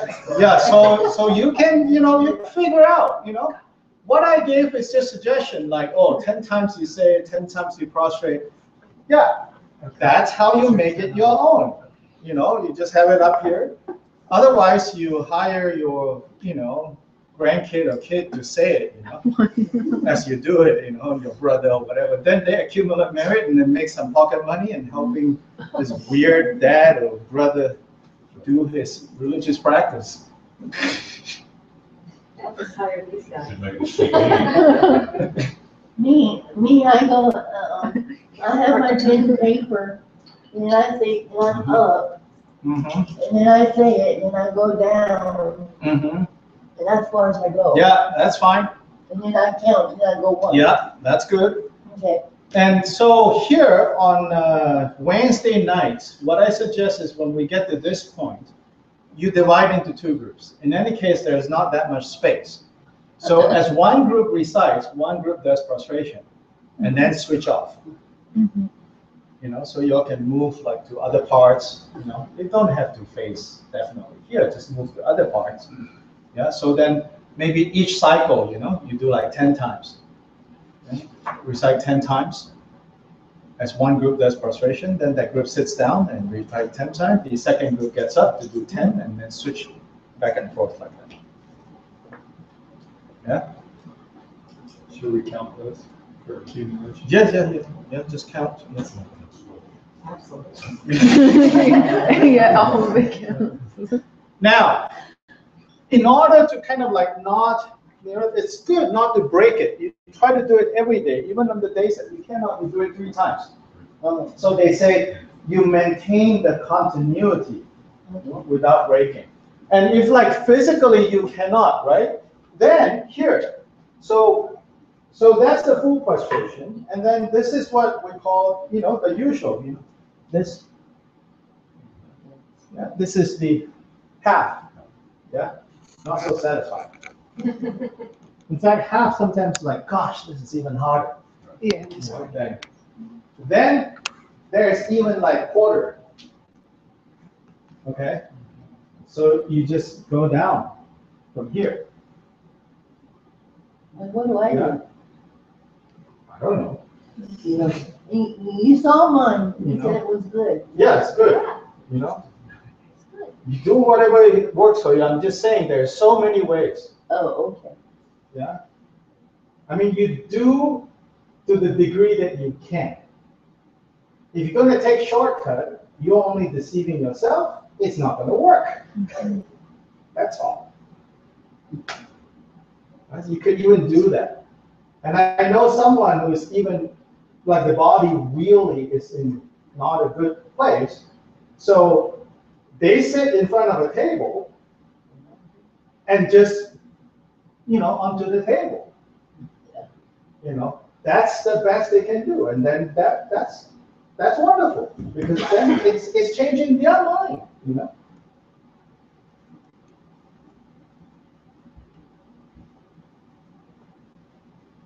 I'm not cheating. My body complained after 50. Then after all the accumulations, whatever the accumulations you want for that session, right? You just write it down. Then here, it's not written here, but this is what you do.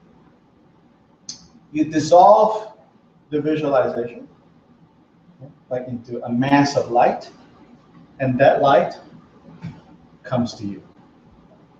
In this way, you feel, I have obtained refuge.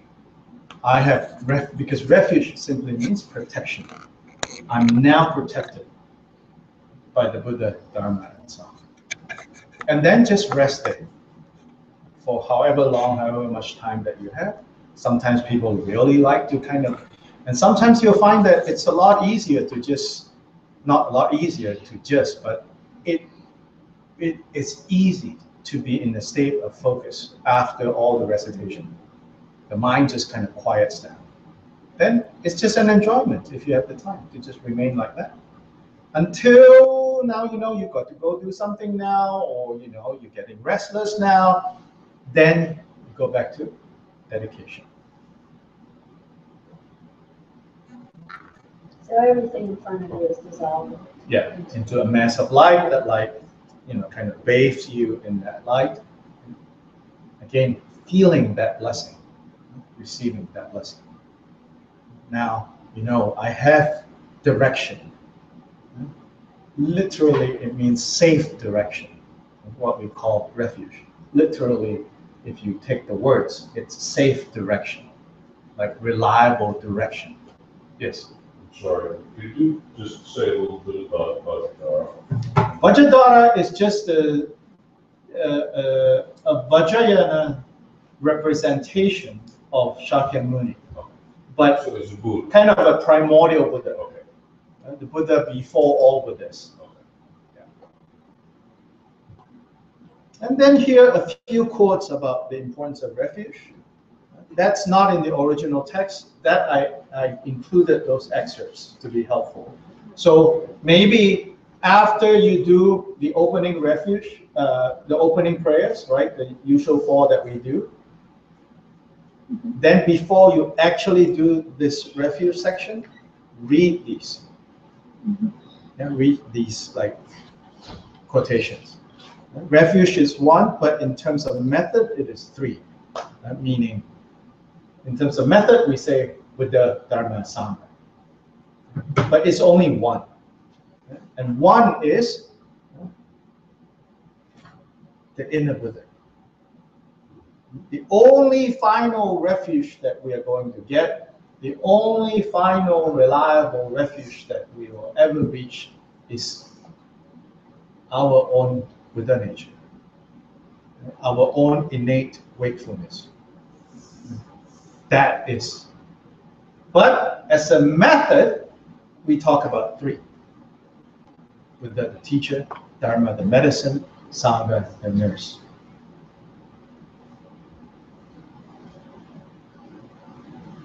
Then other advice. See, at the end of the session, imagine the retinues of the objects of refuge dissolve into the principal ones dissolve into light, and that dissolves into you. Then set your mind clearly in the thought-free state of non-elaboration and relax. The notes here.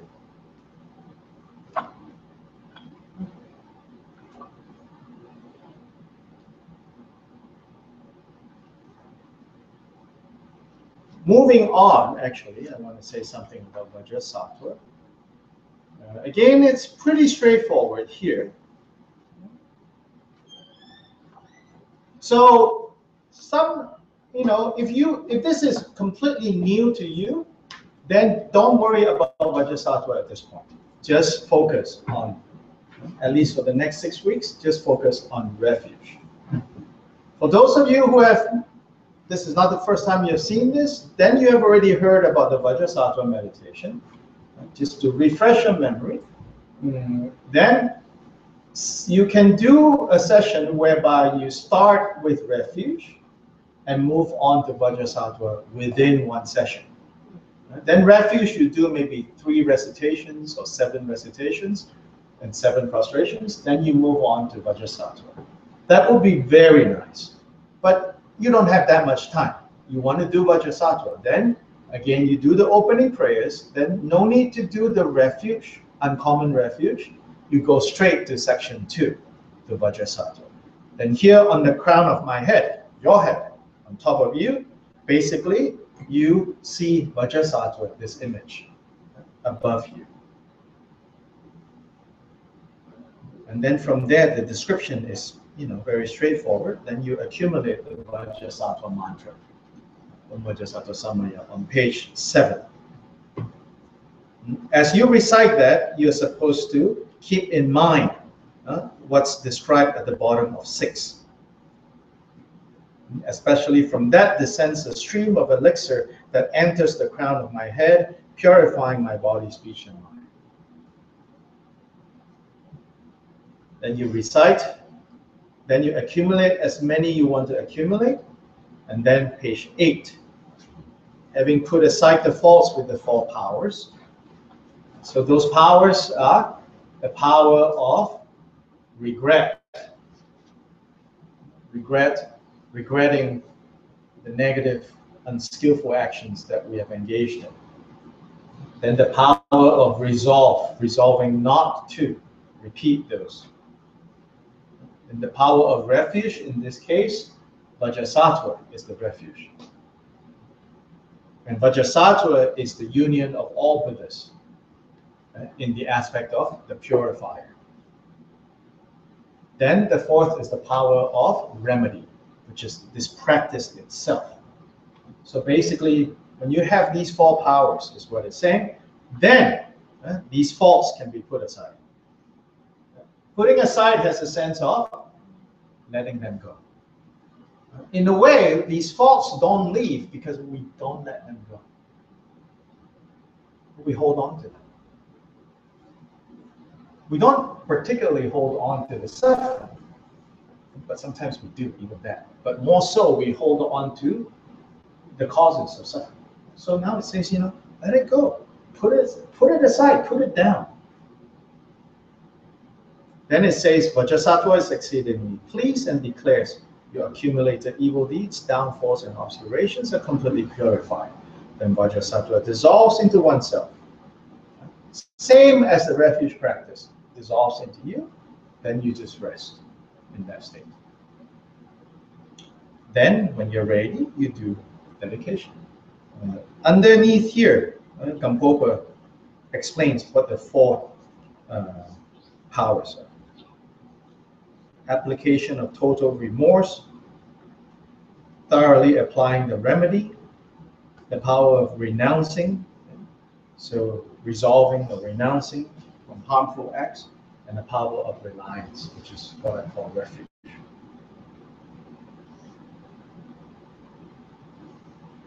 And then for some of you, I know, Linda in particular, and actually Judy as well, Mandala Offering.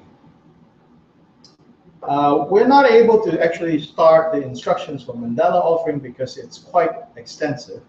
But meanwhile, you can start to gather the things that you need for Mandala Offering. So the things that you need for Mandala Offering is, well, a mandala set. So here is a mandala set. If you do it in a very traditional ways, there are 2 mandala sets that you need. But I don't know if you'll need to do that. But first, let me tell you what the very traditional 2 mandala sets that you need. I mean, you don't need exactly these, but this is my new stock that arrived that I'm very excited about. Yeah, like really nice.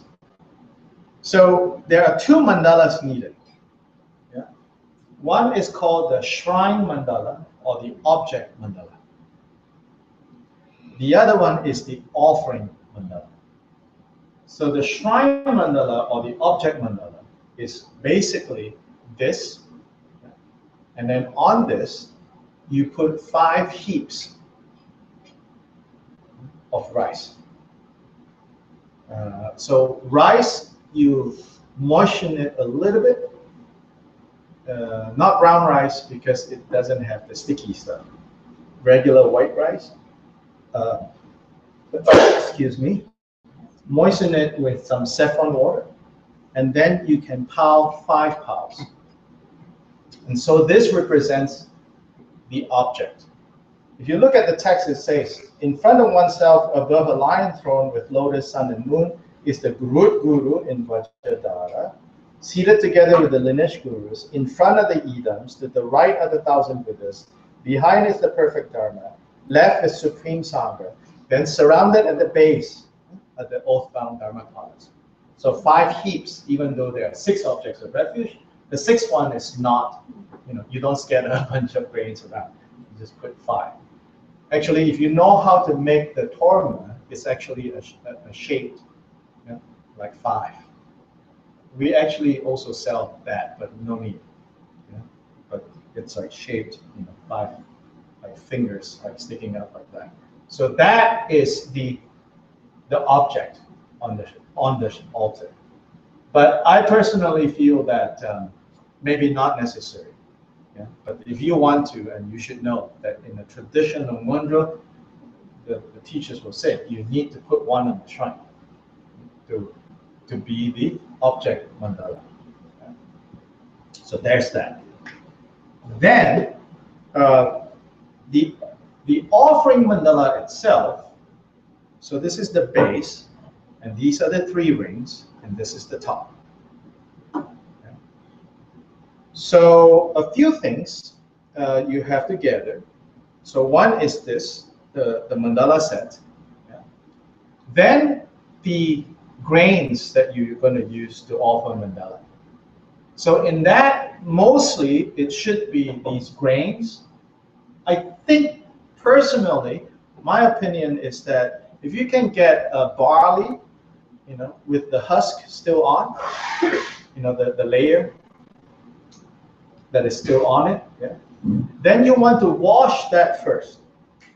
After washing that, rinsing that off, you stain it with saffron water. You just prepare a whole batch. Then you let it dry completely. You want to make sure that it dries completely. Otherwise, if it is damp, right, critters will come, bugs will grow. So you let it dry completely. Then onto that, you want to mix semi-precious stones. Well, when you stain the grain with? Saffron. Semi-precious stones.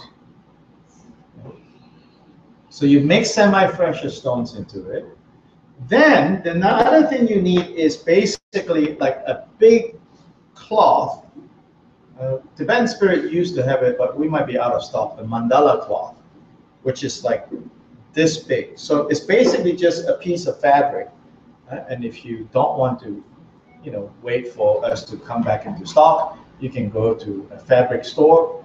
Basically buy a very big piece of cloth, hemmed and nice cloth. And what you do is like this. So pretend that this is that cloth.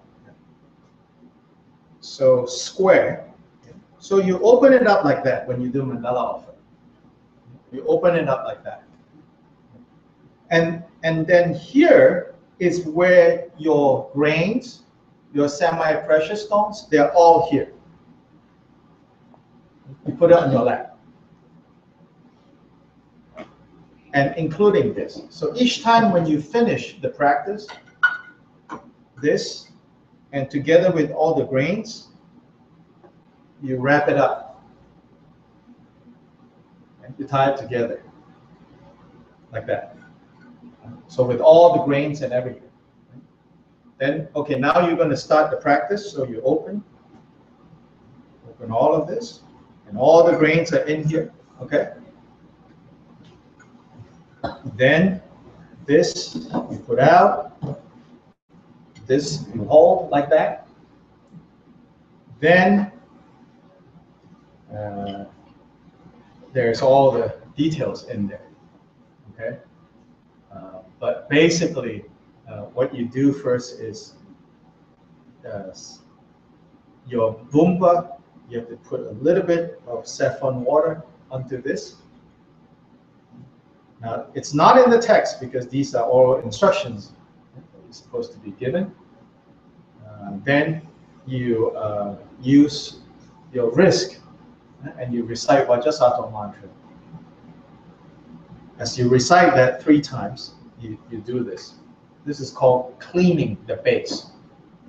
It's a 100-syllable mantra. Yeah, Vajrasattva 100 syllable, 3 times you clean the base. And so you do this. So all cleanse, then as you start, Om Vajra Bhumi Ahom, you like take the grains and you scatter. Then first is the 37 heaps. So you put 37 heaps of these grains and semi-precious jewels. So 1 in the center, then the 4 continents, then the neighboring continents, the smaller, the subcontinents, 8.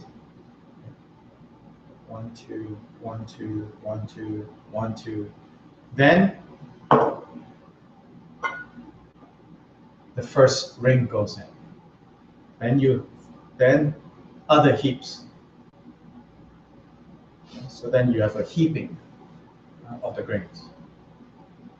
Then this ring goes in. Then you have a heaping of it. And then 3rd ring goes in. So now you have a wedding cake.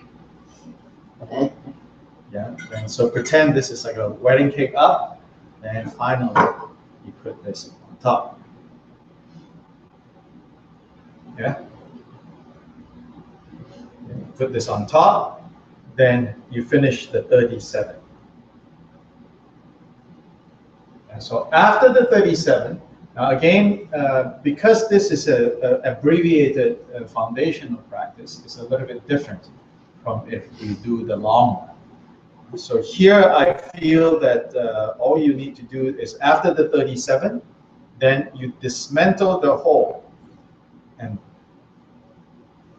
of course, when we start, I'll go through, but just to give you an idea, you dismantle the whole, you sweep everything towards you.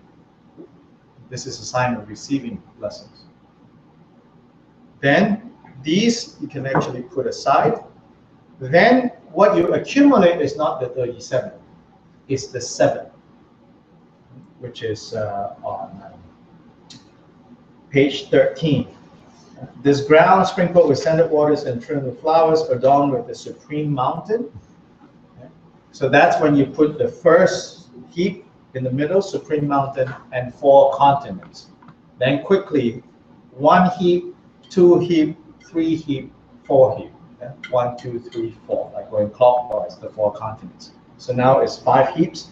Then sun and moon.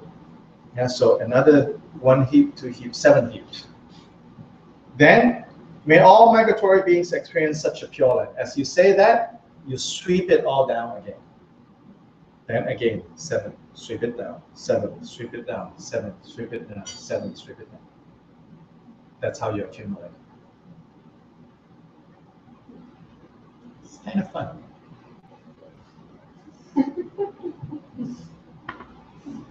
So you're mixing these brown precious jewels? Not ground, not powdery. Not powdered. Crushed. Just crushed. Yeah. And every week or so, it's good to take out some of these grains, yeah, and offer them outside. Not all of it, some of it, and add some new one. You kind of freshen it.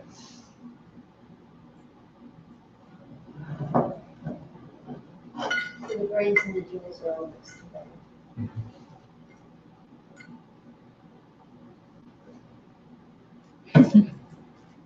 Anyway,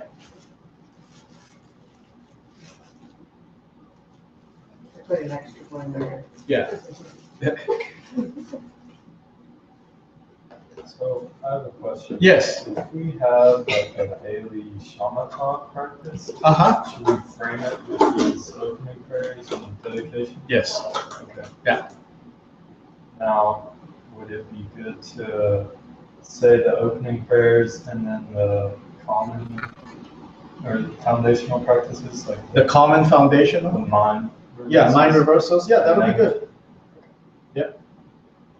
That would be good. If you're mostly doing shamatha, then you work with the common foundations, and then at a certain point, you start with the refuge.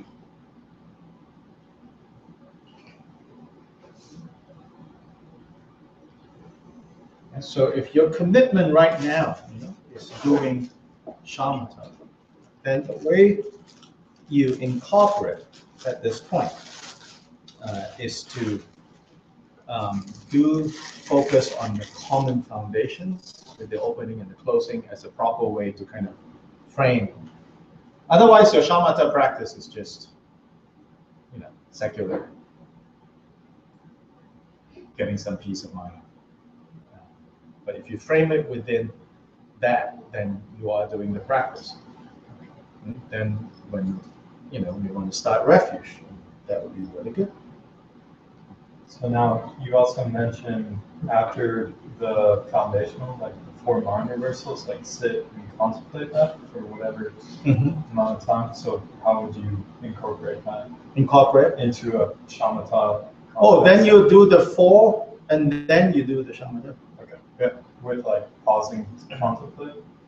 Pausing, a minute, it's up to you.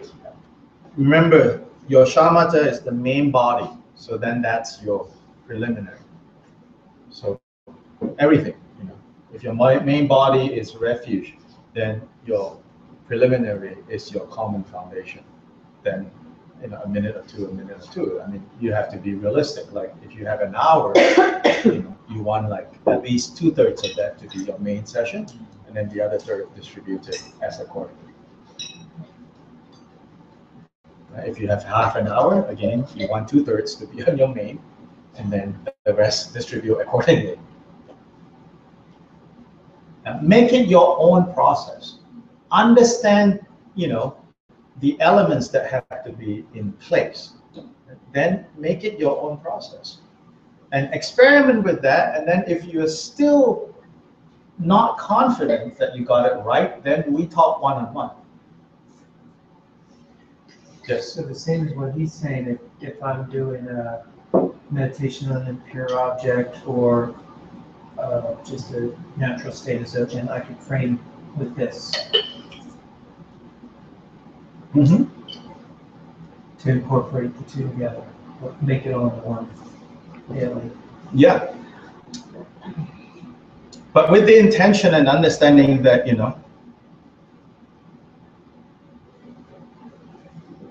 the main thrust of this is getting the Mon drill started.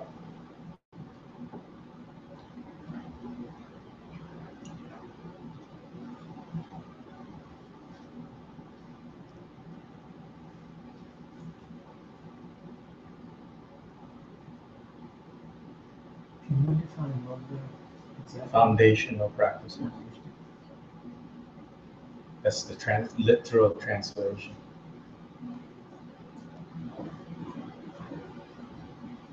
Without these foundations, there's no, all the other things that we do are just kind of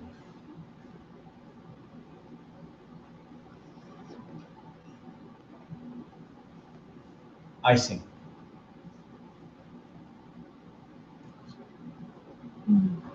I've said maybe 2 meetings back, all these kind of ideas, theories, Buddhist ideas, if they kind of are meaningful to you, actually it's a no-brainer, of course,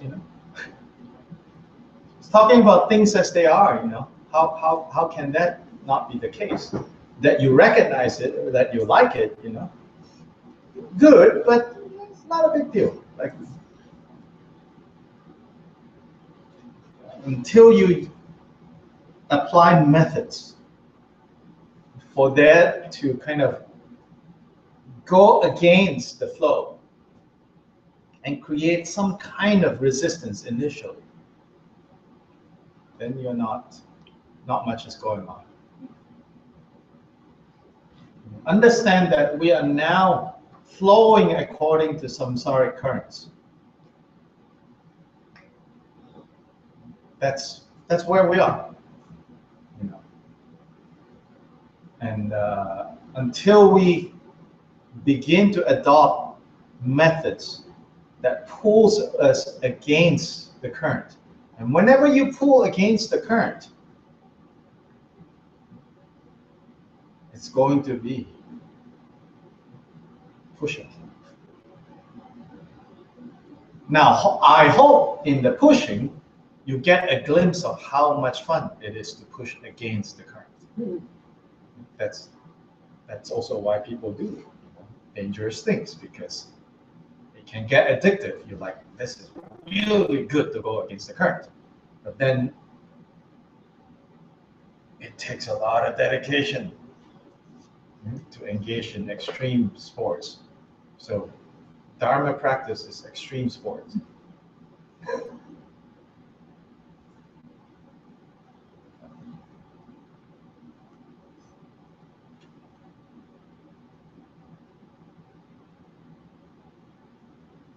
Then there are some notes here about Mandala Offering. So for those of you who are, looking forward to Mandala Offering, when I get back, the Wednesdays when I get back, I'll be doing Mandala Offering instructions. So you should by then have all your stuff for Mandala Offering. And then you can start reading that section, kind of familiarize yourself with like the 37 Mandala Offering. Do some homework, go research and say, what is the wish-fulfilling cow? What is the crop that grows on its own? And what is these continents? What is it talking about? the gist of it is, this is the way that Indians kind of thought about what the universe consists of. And so you're not literally offering that, but the style has come from that tradition. But gaining an understanding of what all these objects mean will be very much more meaningful when you do the Mandala offering, yeah, rather than just mouthing off a list of names, you know.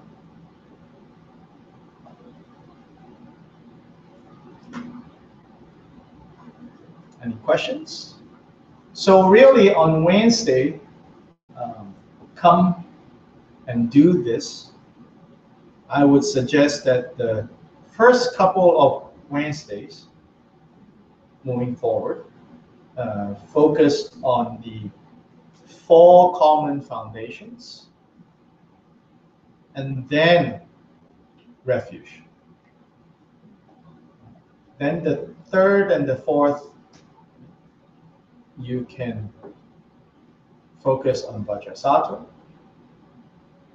And then the 5th and the 6th go back to refuge. Mainly like refuge. And since you're gathered here as a group, for the opening, do all of the opening. And it might not be a bad idea after all the opening, right? Pause a little bit. Okay, then stretch, walk around, go get tea or whatever, and then sit down again and start the main part. You guys written that down? Yeah. I think I did. No, we're counting on you to remember everything. Who knows what to do? I wonder if it could be a good idea too, this is asking, with the refuge, doing that chant, like I haven't really heard it in Tibetan at all. If we can make a recording. Please. There is a recording somewhere. I think it'll come back to you. I think you'll learn. Is there one in the conference and all the? We did it as a group. Yeah. Together. Oh, yeah. Like an MP3 somewhere with that? They Actually, or, not that. Yeah. It's somewhere there. It's somewhere, so it's not gonna be via the website or anything like that. No, it's not on the website. Yeah. Well, anyway, you all get together and chant it, so that's all. Right? Right? I mean, you get together and chant it, so that's it. Everybody have it memorized. You don't Yes. need it memorized. Half is reciting. Yeah, half is reciting and half is prostrating, and half is prostrating, half is reciting. Okay? So now,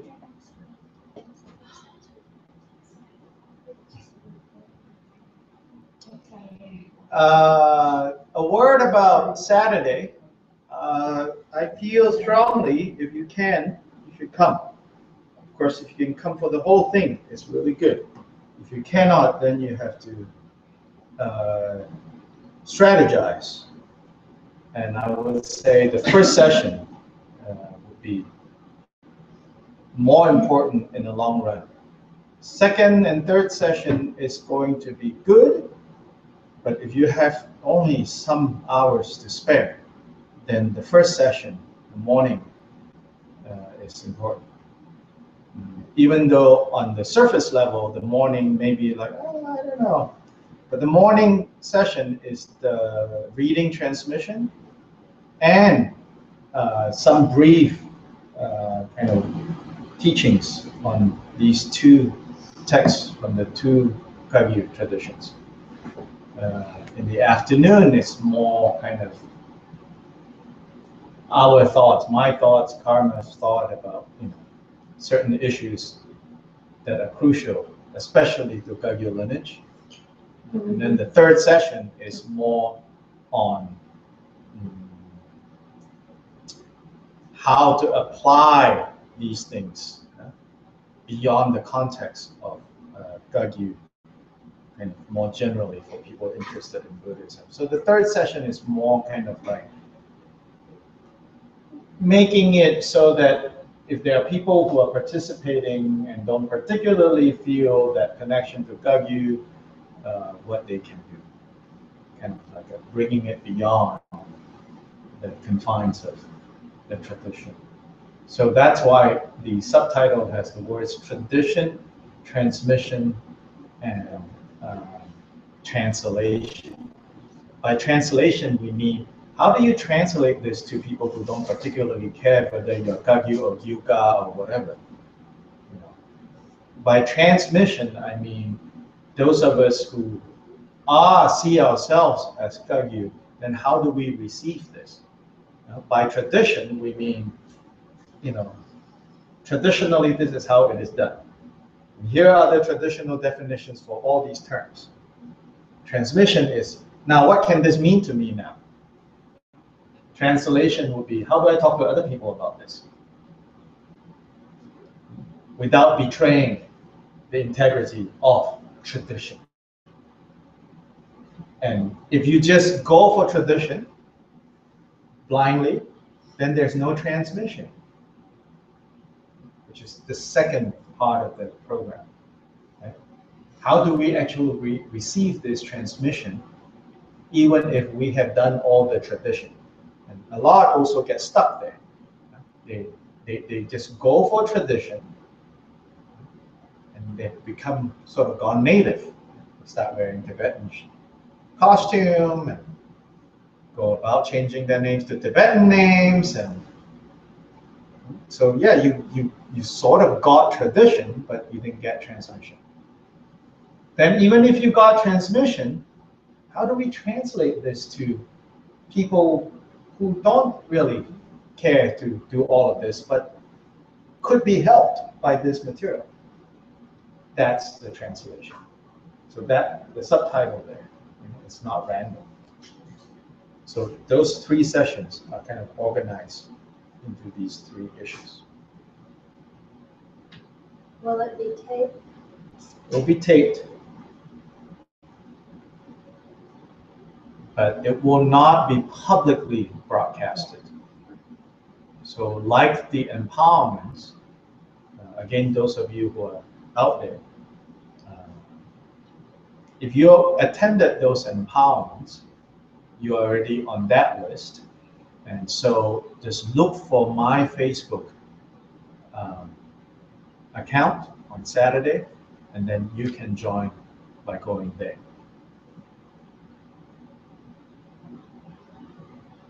Will you bring texts on Saturday? Hmm? Will you bring the texts on Saturday? Not this. Okay.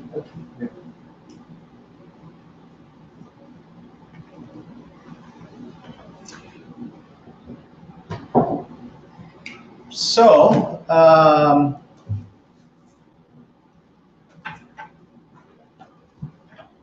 page 14, the first two verses there. Page 14 of the first text.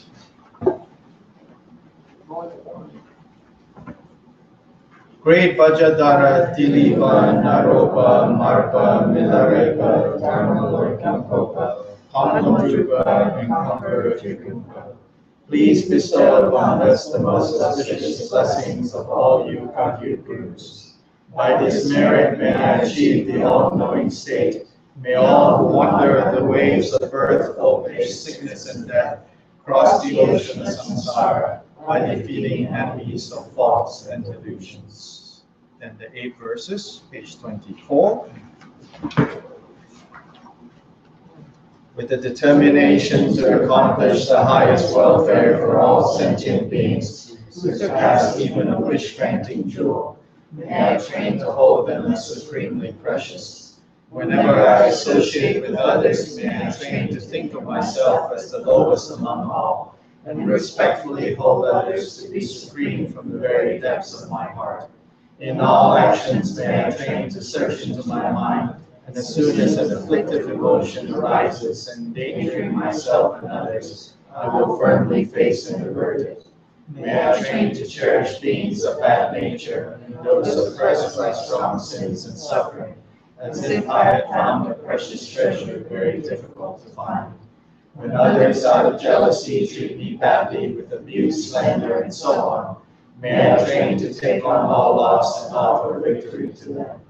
When one who I've benefited with great hope unreasonably hurts me very badly, may I train to view that person as an excellent spiritual guide. In short, may I train to offer to everyone without exception all help and happiness directly and indirectly, and secretly take upon myself all harm and suffering of my members. May I train to keep all these practices undefiled by the stains of the eight worldly conceptions, and by understanding all phenomena as light illusions, be released from the bondage of attachment.